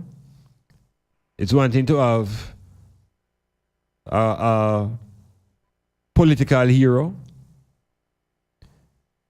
But you know that within our everyday life, every day, each person can be a hero. Yeah, each day in your own treading, you can be a hero based upon how you conduct yourself, how you deal with adversity, how you apply your ingenuity, how you overcome obstacles. So, it is not something that is limited or exclusive to just a certain type of people. You can be a hero in your household. Yeah, you can be the hero to your children. Where your children look to you for motivation and inspiration. Daddy is my hero. Mommy is my hero. And how you conduct yourself provide that motivation and inspiration for that child. So it's a perspective we're trying to develop and create and realize that we have to let go certain images that we call heroes and we have to redevelop and reconstruct a different set of heroes. There are people who think that, for example, Vybz Kartel, that he represents a poor example of a hero because of maybe him lifestyle or him look and whatever. But to many people, he has overcome adversity. He has demonstrated ingenuity. All sorts of things to rise within his own field. And some people will see him as their hero. And others will go to the extent where they begin to worship their hero.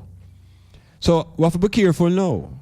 And ultimately now, this supreme hero that we're getting in the Western world, whether we want to acknowledge it or not, is the Son of God. That is a concept that really represents the superhero. And until black people now begin to deconstruct, until we begin to clearly realize that this worship of this hero is not a liberating process for black people. Because for 2018 years, we have been locked into worship of this character as a hero, as a savior. And the condition of the African people for the last 2018 years has not improved. It has deteriorated. So the stronger we go into worshiping of this hero, is the more we lose our identity. And I will say it this way, to accept Christianity is to surrender to white domination. Metamorphosis. Guess what? Styles FM has a new business number for you to call, text, and now WhatsApp.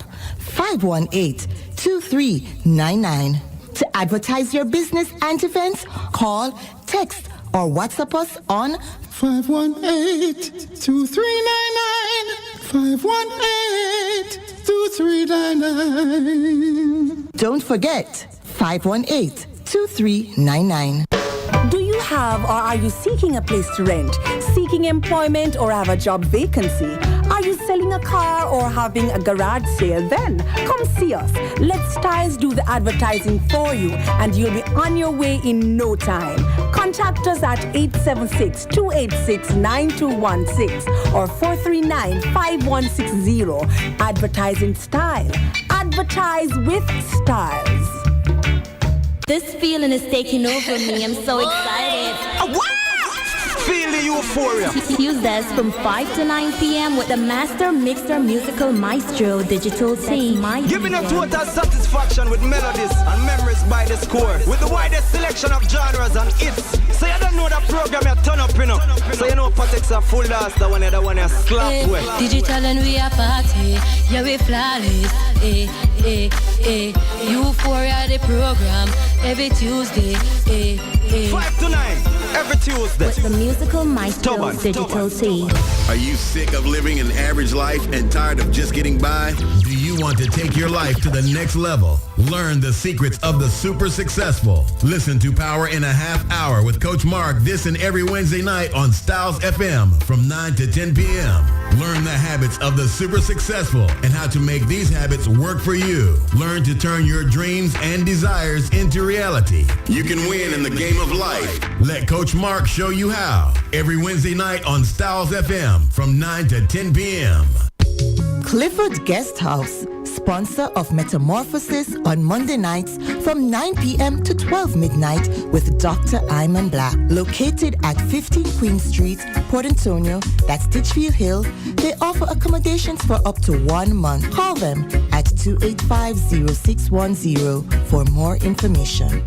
Every one of us want progress, as I would say, but some of us can't stand success, as I would say. Why when one trying to do a thing of his own, you know, something kind of progressive, yeah, something kind of your own. Time when you don't take what another person's do, as I would say, don't check them at all.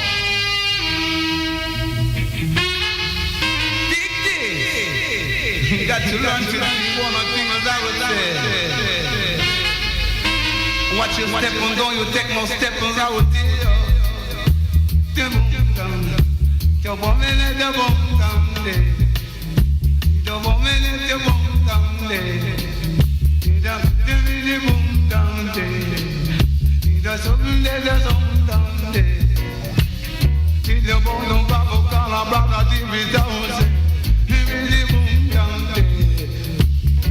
Brother David, I will tell you. And I will not know Goliath till David slew him with a stone. David slew him with a marble stone, as I will say. Chop him in the boom down there. With a marble stone, as I will say. Little David do to big Goliath, as I will tell you. You come to tell me that you are. You say that you are the follower. But I no follow. I create and I don't try to do all of people's things. I would say, dividdy boom down there, dividdy boom down there. Righteousness stands forever, as I would say, dividdy boom down there. You see the little kids going down the street this day. Love each and every one of them, as I would say, dividdy boom down there, dividdy boom down there. Mama got to be down there. Your papa got to be down there. Each and every one of us has got to be down there. Got to come with love, as I would say. Love and happiness, as I would say.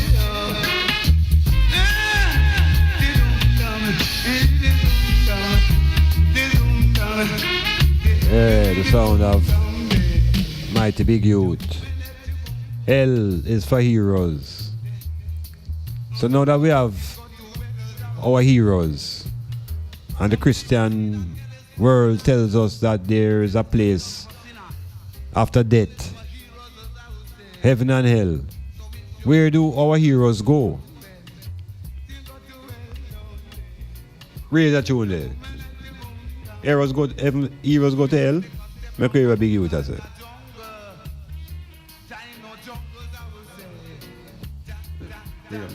Bring up the music.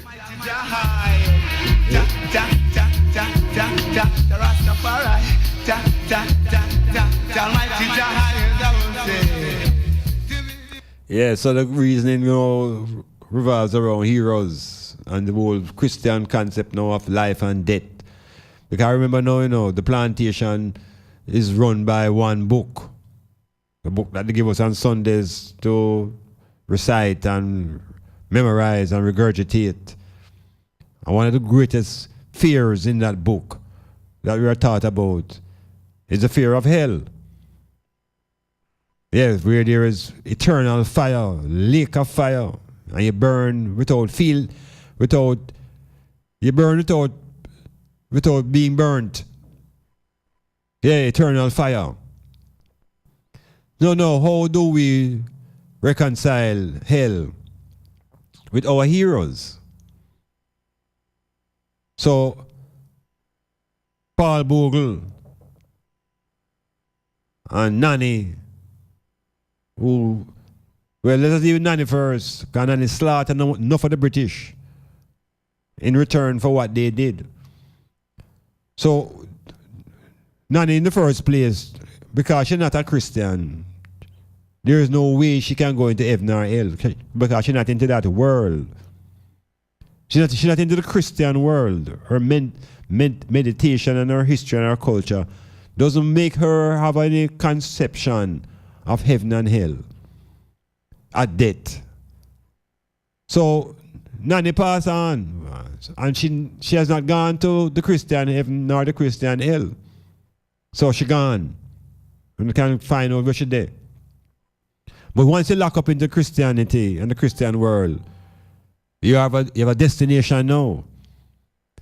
God, them tell you something else moving on now, the thing that them say most precious, your invisible soul.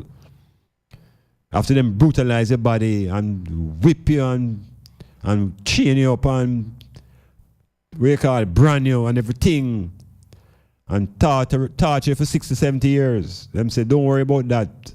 The best part you have left, and you shall enjoy that best part at death. So we have no evidence now, There is no evidence of any form of satisfaction at death. But the teachings force the belief into you that this thing now will move on. And I'm saying now, where does this thing go that our heroes have? Marcus Garvey, for example, now, We imbue him with a soul and a spirit. He's physically dead. So are we saying that Garvey is in heaven or Garvey in hell?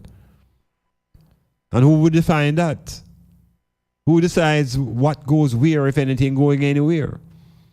But if you follow the reasoning, it would appear that those who are heroes cannot get into heaven. Yeah. Because if they could get into heaven, they would never be contesting and struggling so much while they're on earth in life. They would never be resisting oppression. So I am saying, our heroes, Bob Marley, Peter Tosh, Patrice Lumumba, Franz Fanon, Harriet Tubman, hundreds and thousands of our black heroes. None of them is in heaven. None of them is in heaven because the things that they have done are not of heavenly characteristics. So it's hell, all of them there.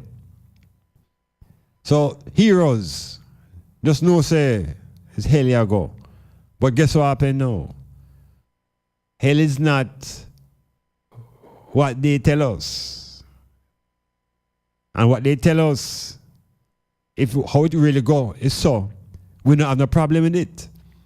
Because if hell is hot, that is the nature of our life. We live in the sun. Hell will have all the reggae music. Heaven will have all the gospel music.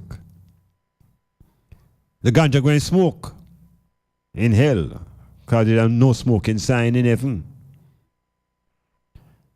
All the nice girl them. All the nice girl them, I tell you no.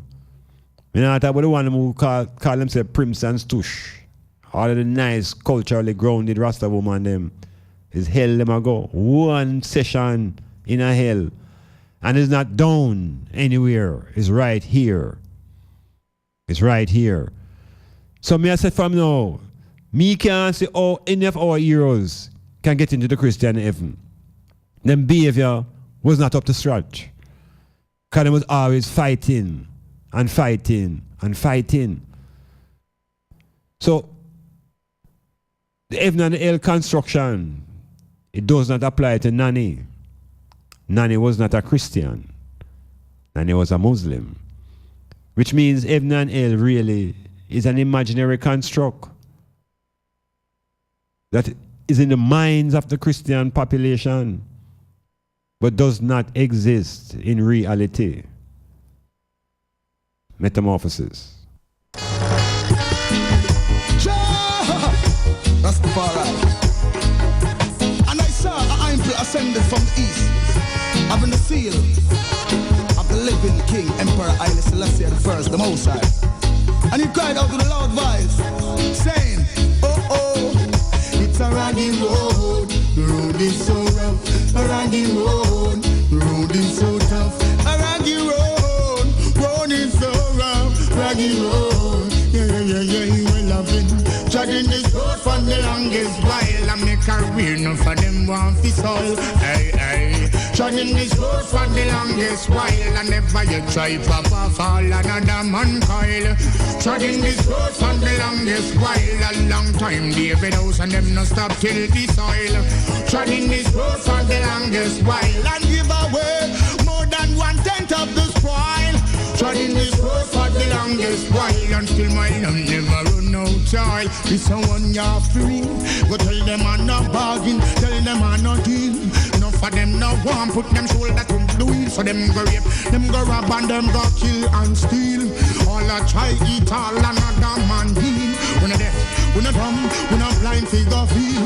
One man was worthy to open the seal. Emperor Selassie I know he's real. Babylon get trampled and a meal. Raggy road is so rough. Raggy road, the road is so tough. Raggy road is so rough. Raggy road, yeah, we love it. Dragging this road for the longest while, still make a career, enough for them walk the soil. Hey, hey. Dragging this road for the longest while, and never you try papa fall another man coil. Dragging this road for the longest while, a long time. The prophet and him no stop till the soil. Dragging this road for the longest while, and give away more than 1/10 of the spoil. Treading this road for the longest while, and still my lamp never run out the high. Well, enough for them, go get you overboard. Like Henry Morgan with the pirate code. Enough for them a trod up on corruption road. Enough for them a trod with Satan every lord. To them promote, let them that feel wheat and rose. The bingy man a mangle, bingy man no pose. Bingy man now wear up them Babylon clothes. In a me turban and me Asian robe. With them a confused, we come fi expose the righteous works. Enough try oppose. I see judgment to take them evil episode. Judgment take them and then them explode. Well, it is a raggy road. The road is so rough. Raggy road. The road is so tough. Raggy road. Road is so rough. Raggy road. Yeah, yeah, yeah, yeah. Well, it is a raggy road. Emmanuel goes so rough. Raggy road. Till I say I go so rough. Raggy road. Marcus so rough. Because it said, here comes the judge. See? And that does not mean the judge in what they call in our colonial judiciary system. See, in our imperial judiciary system. I mean the judge of righteousness. Here comes the judge. Hear ye him.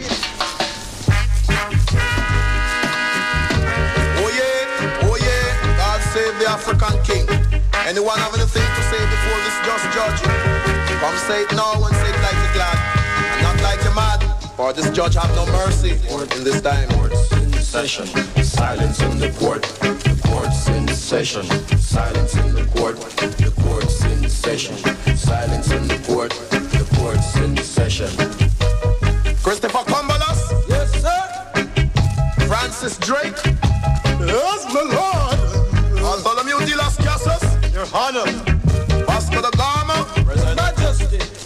Alexander so-called the Great? I am here, sir. I am here. John Hannon? Sir. James Grant? Your Honor. David Livingstone? Yes, present. Marana, present. John Constantine? Yes, sir. Henry Martin? Yeah. Arthur Polo? Yes, sir. Now say after me. I solemnly swear that the evidence I shall give shall be the whole truth and nothing but the truth. So help me God. Silence in the court. The court's in session. Silence in the court. The court's in session. Silence in the court. The court's in session. Silence in the court. The court's in session. Silence in the court. The court's in session. Silence in the court. The court's in session. Silence in the court. The court's in session. Silence in the court. The court's in session. Silence in the court. The court's in session. Silence in the court. The court's in session. Silence in the court. The court's in session. You're all brought here and count one. Robbing and raping Africa. Anthem. 2. Stealing black people out of Africa. 3. Brainwashing black people. 4. Holding black people in captive for more than 300 years. 5. Killing over 50 million black people without a cause. 6. Teaching black people to hate themselves. 10. Execution, Your Honor. 10. Court's in session. Silence in the court. Court's in session. Silence in the court. If any of you have anything to say before this execution, Court's in say it quick. Say it glad. This judge is getting impatient. On tape. No. Execution time. The heroes of Europe have been given to us in the books, in our education system. Francis Drake, Vasco da Gama, John Hawkins, Livingston and Stanley, Henry Morgan. Now, I and I have been given these men and their lives, and they've been presented to us as heroes Columbus is considered to be one of the great heroes of Europe. But it's the same Columbus who led the destruction of the Taínos. So the Taínos could never ever view Columbus as a hero. Columbus is a villain. And same thing for the black people now, who get caught up into the Western world and education system and have been indoctrinated into viewing Columbus as a hero. So here we are reading how Columbus discovered discovered the Caribbean, and the books project him as a hero. He is a hero to the Spanish, but he's the enemy of the African people. It's the same way the Pope. The Pope is one of the greatest heroes in the whole world of Christianity and the Catholic world. The Pope represents Jesus Christ on the earth. He is supposed to be the vicar of Jesus. But the Pope and the papacy have been the leading agents of the enslavement of African people. They have been at the forefront. So how can the Pope and his followers be part of our hero worship? How can we worship the symbol of the salvation projected by the Pope and the Catholic Church? So we have to be careful again and begin to purge ourselves of these aliens that we embrace as heroes. Alexander, we read history and they call him Alexander the Great. But Alexander led the destruction of thousands and thousands of books in the libraries and the temples of ancient Egypt. But in the textbook, Alexander is projected as a hero. So we have to begin to reread and re-examine these men and women that we hold at a subconscious level as a hero, because there's a tendency to worship heroes. The Chinaman has his own pantheon of heroes. And in the Chinaman's pantheon of heroes, there's not much space for white people, nor for directly Africans. They find heroes within their own culture. So we have to get racial. We have to get racial and begin to think about heroes that are defending the race. Walter Rodney, Dr. Walter Rodney, recognized as an intellectual hero. His defense was his calling and his mission was to defend the race of black people. He had achieved his individual levels of education. The next mission was to serve the race. And we need more of this type of heroism amongst black people. The white man has his heroes in science. A couple of days ago, astronauts them head off for the International Space Station. And within 5 minutes or less, they had to abort the journey. The man have to turn forward and escape and return to the earth. Those men are now called heroes because they've overcome great adversity. All I'm saying, I and I must begin to work on developing heroes amongst our black people. A consciousness where the race becomes more important than the money. Can we get to that stage where we begin to look about the interests of the race that we're in more than the personal gain of money? So we'll just put all these reasonings for ones and ones to think it through, because they have us here celebrating Heroes Day and the day is over, and next week is a different thing. Next month is a different cycle. Soon it takes us into Christmas and we're onto the Jesus hero worship again. And in that imagery, we don't see the concept of ourselves. And you know that there's a great debate about Jesus now, right through the social networks. And the argument about whether Jesus was white or not, and the argument now as to whether Jesus existed or not. All of this is great, because we must question what they give us as concrete. We must examine the matter and look at the sand and the level of gravel in it to see if it can hold up. And if not, we let it go. Metamorphosis.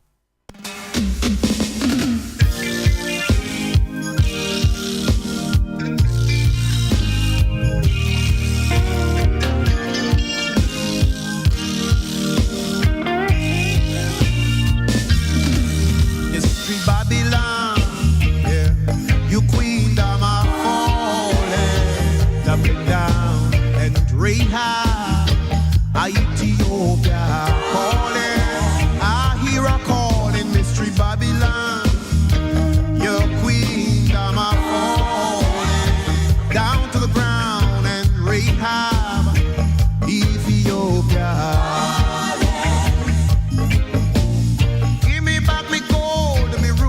And diamond, I need give me back me gold, ruby and diamond. I need them street Babylon. I say your queen of my home, it's tumbling down and Rahab, Ethiopia. I hear her calling me street Babylon. Your queen of my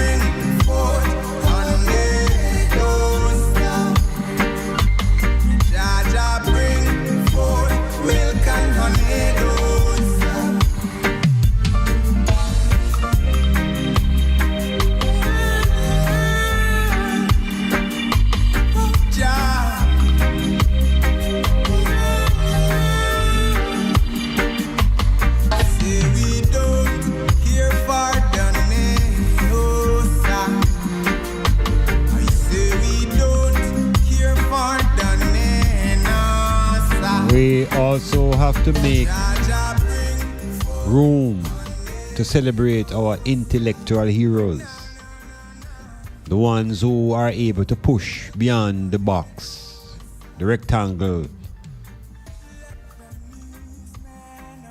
Yeah, the intellectual aspects, oftentimes ignored. So when you have a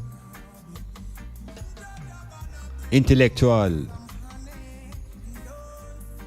like the man who wrote the book, They Came Before Columbus,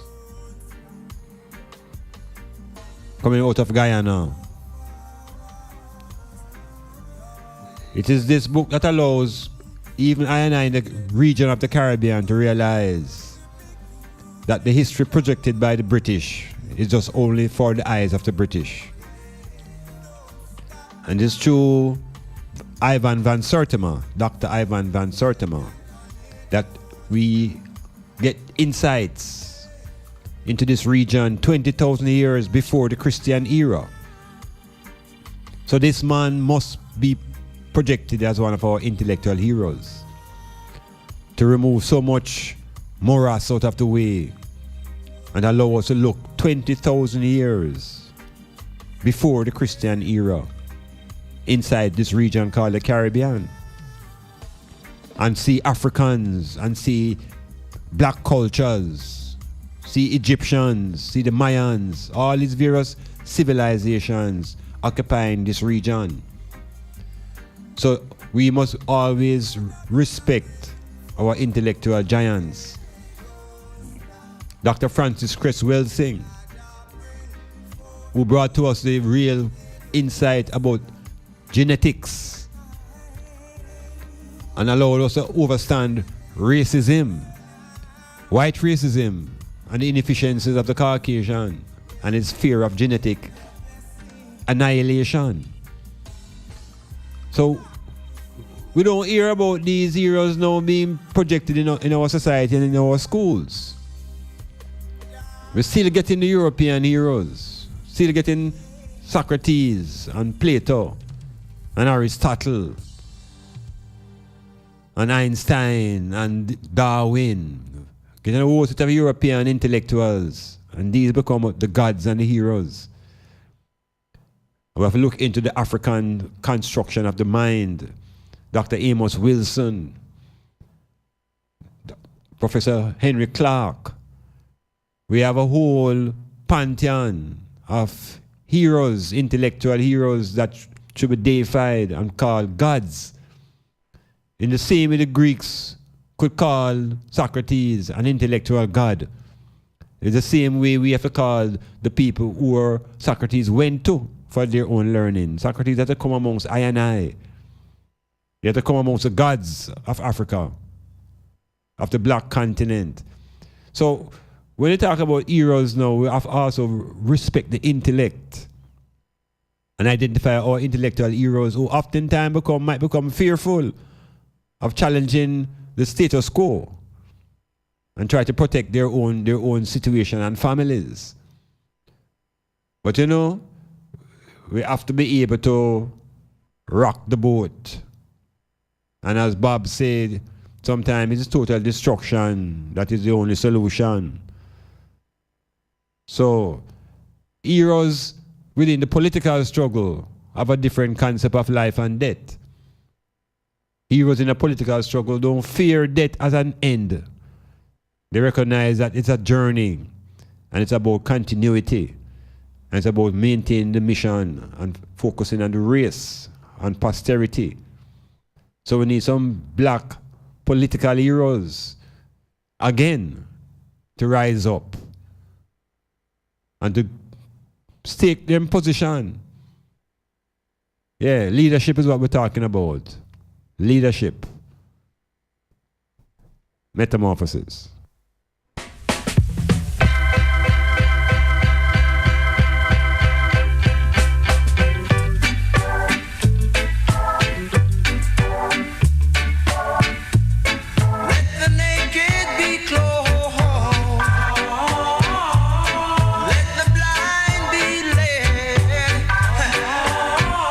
Let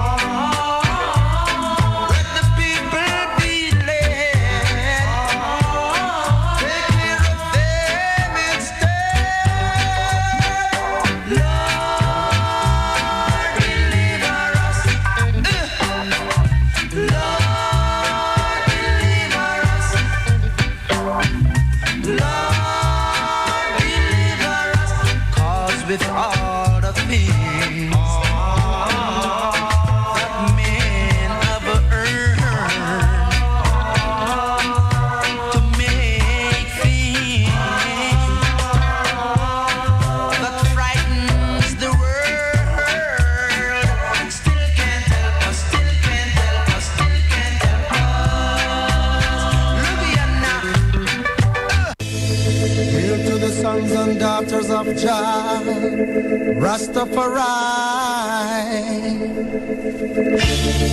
Hail to the one who got the faith in El Selassie, I and I.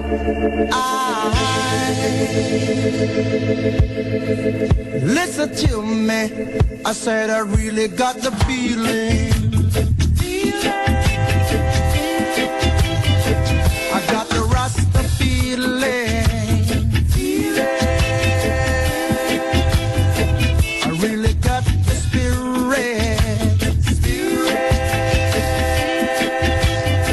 I got the Rasta spirit. I got the Rasta feeling. I said I got the feeling. I said I got the feeling. I got the Rasta feeling. I got the spirit. Look here. Hear what I say. People can hear every word you say. Don't let them take your culture away. Because it got the spirit. Girl, I got the spirit.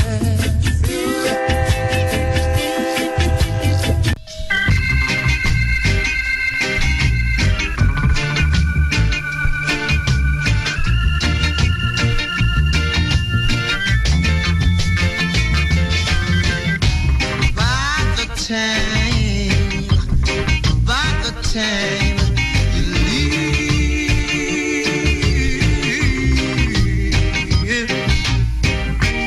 I'll be waiting. I'll be waiting. Waiting there for you. I'll wait for you.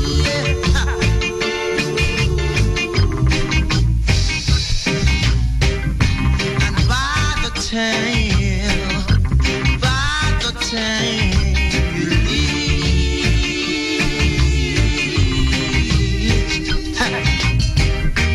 I'll be waiting. I'll be waiting. Waiting there for you. I'll be waiting for you. Yeah. Look at that. I'll be waiting. I'll be waiting there for you. Look at now.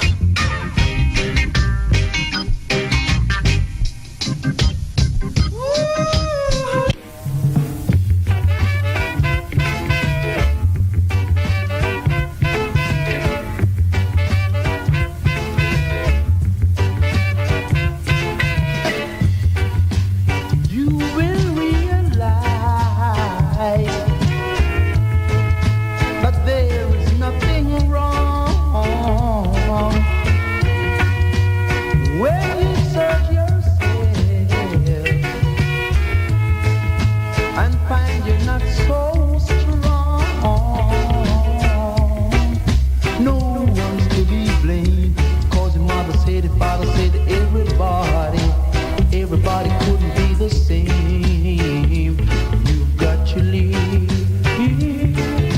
and love.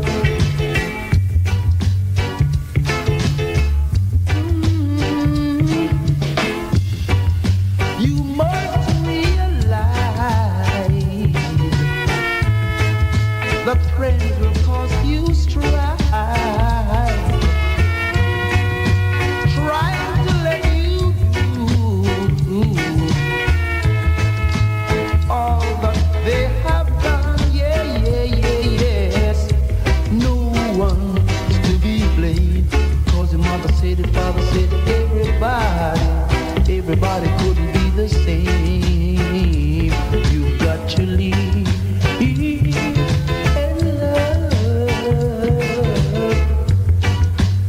sounds of the mighty, mighty King of Rock and Soul.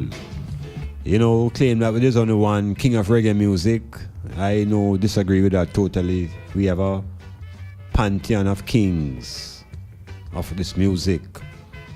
And willing to be locked into this one man can't be Bob Marley and Bob Marley and Bob Marley and Bob Marley. But the white media loves that. And within the culture of Jamaica, it looks like we're stuck. Like we can't go beyond Bob Marley. And not recognizing that Dennis Brown is also one of our kings. So is Alton. And so is Ken Booth, one of our living kings of reggae music. But we allow other people to come in and define our kings and our queens. They also define our heroes and heroines.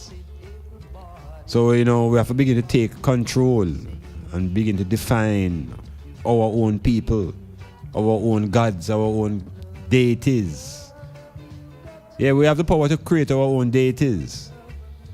Because it's man create deities, It's the man that create the deity. We think it's a deity make man. It is the man who creates a deity as an object of his imagination and his thought and the power of the mind and the power of consciousness. So we're still here. I was hoping that ones and ones are engaging in thought, which is a wonderful thing, especially when you feel that there are no boundaries and there are no fears, recognizing that the center of your thinking, the center of your consciousness is a force, and that is a force we call the I. And that force is eternal, it is invisible, it is intangible, it is also immortal as energy, because we know energy cannot be destroyed, energy cannot be created. Energy just goes through transformation. So death, which is a transformation, people want to see the energy that they have while they're alive transform into another stage and remain as a personality. But I will give you my analogy of that transition. It's like the rain clouds release water, and every drop is an individual. Every raindrop is an individual with its own individuality. And by the time it leaves the clouds to come to the ground, that is its lifespan. And when it reaches the ocean, it no longer exists as an individual drop of water. Its identity becomes dissolved into the everything, which is the whole energy field called the ocean. And I'm saying within the individual man, that I consciousness that Christians trying to hold on to when the body expires cannot be held on to. And there's no place to store it up. That energy transforms itself into your children. And if you don't have any children and you want the energy to remain, you have to create something. Create some books, create some music, create some artwork, create that image that my brethren says will make you immortal. And so you remain alive in the memory of those who are living. So the real heroes of the racial struggle have no fear of death, because Nanny was fearless of death, and so was Garvey, and so was Sam Sharp, and so was Bogle, because there is a knowledge that the death is not the end, because there's no need for the personality to try to maintain an existence in some other dimension, in some strange dimension. Personality is what we create in the earth through experience. We develop a personality through society, through family, and through our genetics and our various ways of thinking. But at death, that cannot be preserved. So we have to try to hold on to that. The whole concept about living is learning to let go. But the Christian religion drives fear into you, so you're trying to hold on. Yet you can't get into heaven unless you let go. So we talk about mental illness. And Christianity is the highest form of insanity. Metamorphosis.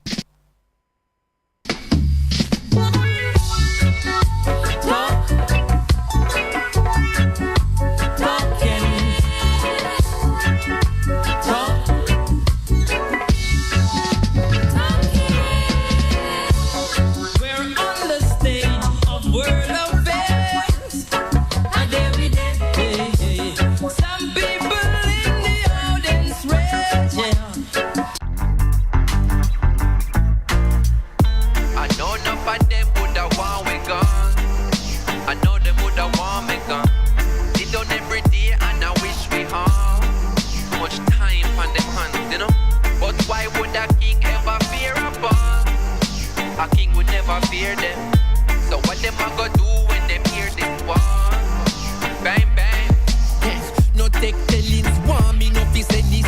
Man, we see your farm and gone in and you lettuce. People mean your harm, you can't tell what a friend is. Grudge you for your paper, scorn you for your pennies. When you no see me gone, forget replenish. Back up in the morning, can't forget the message, no. Avocado, she feel for me, senny. Yeah, man, banana is sweet, pushy belly. Jeez, I want make life sweet, so like a jelly.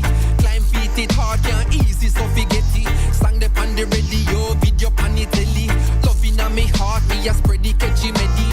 People, oh people, expectation. Will they love you? No guarantee. People, oh people, all need salvation. Will they save you? No guarantee.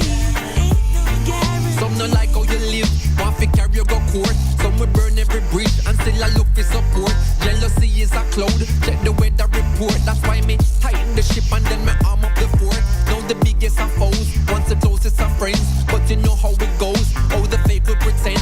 Some will shake off your hand and break bread in your house.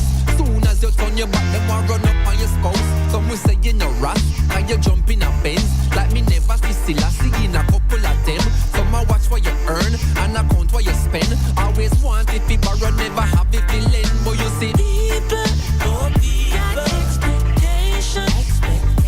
Will they love Yeah, Metamorphosis winding down to the final 10 minutes of the program.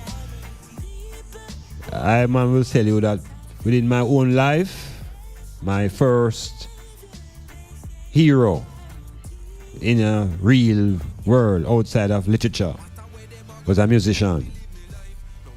And they're talking about when I was before 5 years old, or maybe around 5 years old or thereabouts, I became familiar with Satchmo. But because I had a radio in my house, telefunking and all them kind of things, I used to listen to BBC and listen to all kind of stuff. And Satchmo and him horn, that man just captivated me, Louis Satchmo. And Satchmo came to Jamaica when I was a youth. I remember vividly that he was going to perform at Race Course. And I have no idea where it was related to where I used to live. But I just know him there Race Course. And I cry all evening. Ball. When we want to see Satchmo. So that was an impact on me early. Satchmo. My next real hero was in football. And that was Pele. And these are two men who motivate I. Both musically, I never know Satchmo had such an influence on my desire to get involved in music. I'm not a musician, but I play music and just love it and always around it. The football thing now I could manage. Pele was my hero. And my dream and desire was to meet Pele and play with him. And believe it or not, it happened. So that's the power of the motivation of a hero.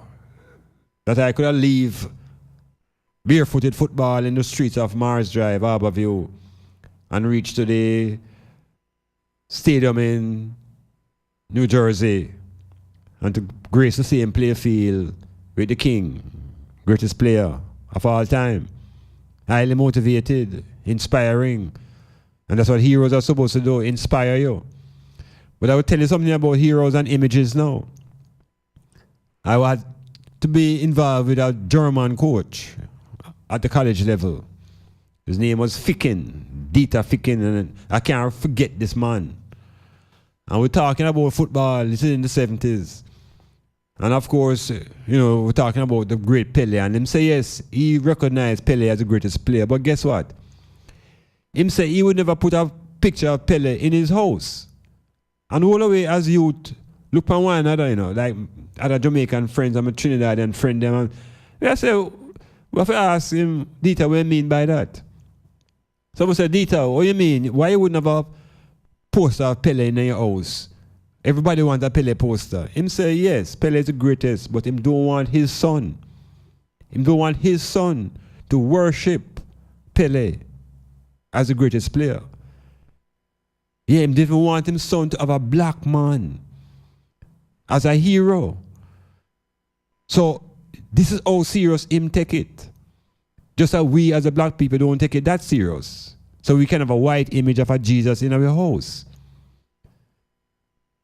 Yeah, just think about it.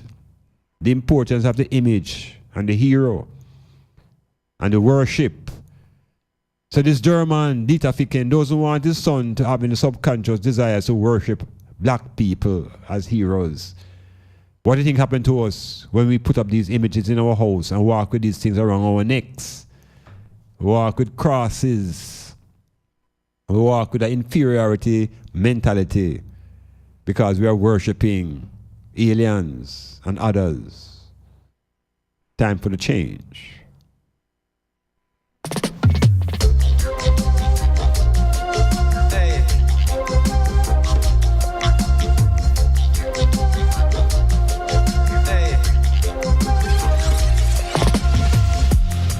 Watch no face, beg no more pardon. Enough drugs, money they a cherry garden. Enough individual society applauding. You can ask anybody where them get them starting. But no politician take a donation. So no criminal will never see a station. Never see a cell, not even a courthouse. But every Sunday we see them take a boat out. North Coast Resort and car dealership. The construction company, them just don't legit. Usually wash the money, turn it round and hide it. When the kickback them come in, the government delighted. So police cancel operation. Cause no real bad man a go station. Now if you check the situation, a blood money running nation. Come take a look in a Jamaica. Injustice in the place now. If what you see no really face you, then you are the problem what we face though. Was about Bigger movie, kill this track. Listen to me now, brother. Away you said, contradicting yourself. Chronic Salvador, tell them say. Listen to me now. Contradiction is global. Yeah, contradiction global. A madness taking over. Too much man in a mix up. One bag a mix up. Rasta and himself. Contradiction global. Still good conquer evil. David still struggle Goliath. Make one wall a vibe, yeah. Too many idolize badness and slackness. Island in the sun just falling in a darkness. One love and one heart where the heart there. Nowadays you no cool if you no heartless. Flashy with a 9 like you lawless. Like justice I buy out a wallet. Well that a 6 for a 9 and a 9 in the waist, then a sentence to life car. Contradiction global. A madness taking over. Too much man in a mix up. One bag a mix up. Rasta and himself. Contradiction global. Still good conquer evil. Yeah, metamorphosis winding down. I just want to make a point that is not necessarily related to the previous set of reasonings. It has to do with this cry consistently for reparations. And the cry has been going out ever since. And we see that other groups of people have been getting compensation for the atrocities that have reached them. All the groups are getting it except the black people, except the Africans.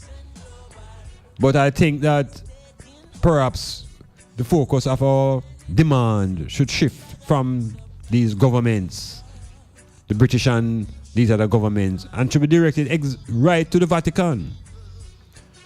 Yeah, Pope Francis, I think all of those who are involved in the reparations movement, must begin to pen a document towards the Vatican and Pope Francis, since him live, and put it to them that the church as an institution owes black people whole heap of things, reparations. And the first form of reparation the church can observe is the reparations of land. The church in Jamaica particularly own a whole heap of land. The church must free up the lands and give the people the land that they can feel that they are part of the island. The Prime Minister keeps talking about nation building. Nation building needs people who feel as though they are a part of the nation itself in a practical way. The church owe black people the reparations that the British government hiding from. We should direct our cry and our claims to the Vatican. Now is the time we must chant on Rome. We must chant down Pope Francis and force Francis to respond to the needs and the cry for reparation. Any other church said no. We don't know what our response should be. But the church has been at the front of the enslavement process from the days of the Spanish and the Portuguese. It is a papacy that separated the world and shared up the world, the whole planet, between Spain and Portugal. Is the Pope done do that? The Pope done give the blessings to the ships that went into Africa and took out black people. One of the first ships that came out, they named the Jesus. So I am saying reparations need to be focused, not on the English government, but on the Vatican.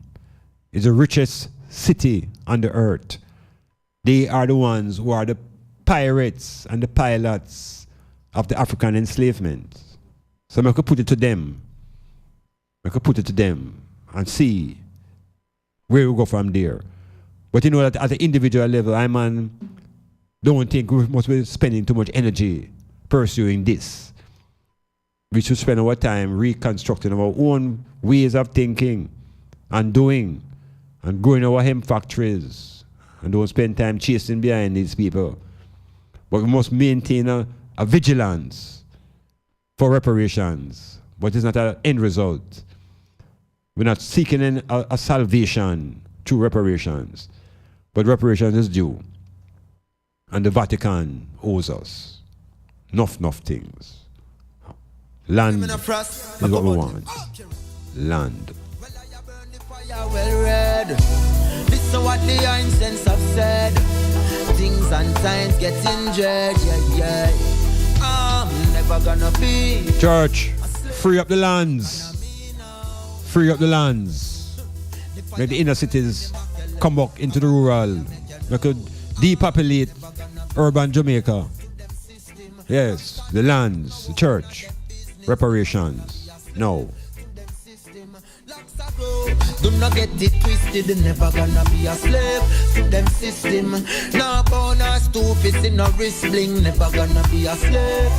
Never gonna be a slave, better to be brave. Okay. I man rather do some farming, plant up a couple acre than be a faker. I prefer be a fruit seller than a teller in a bank of Jamaica, bankrupt Jamaica. I prefer sell some books and some arts and crafts than see the Venn diagram on the boss man chart. They make a profit but the last man lost me, them not crucify on the cross.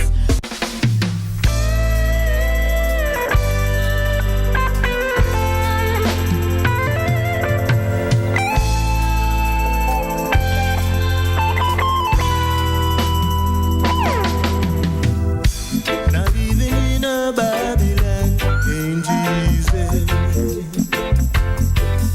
Said living in a Babylon ain't easy, no way.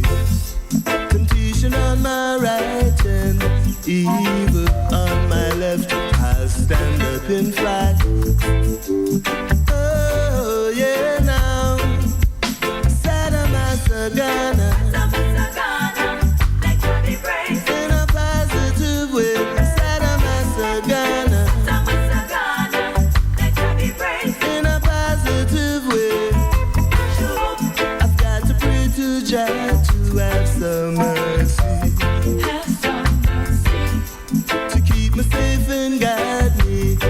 travel on my way. Temptation is so strong, but I must fight it. I'll stand up and fight.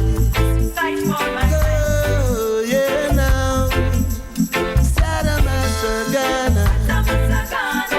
Let God be praised. In a positive way. Sadamasagana. Let God be praised. In a positive way.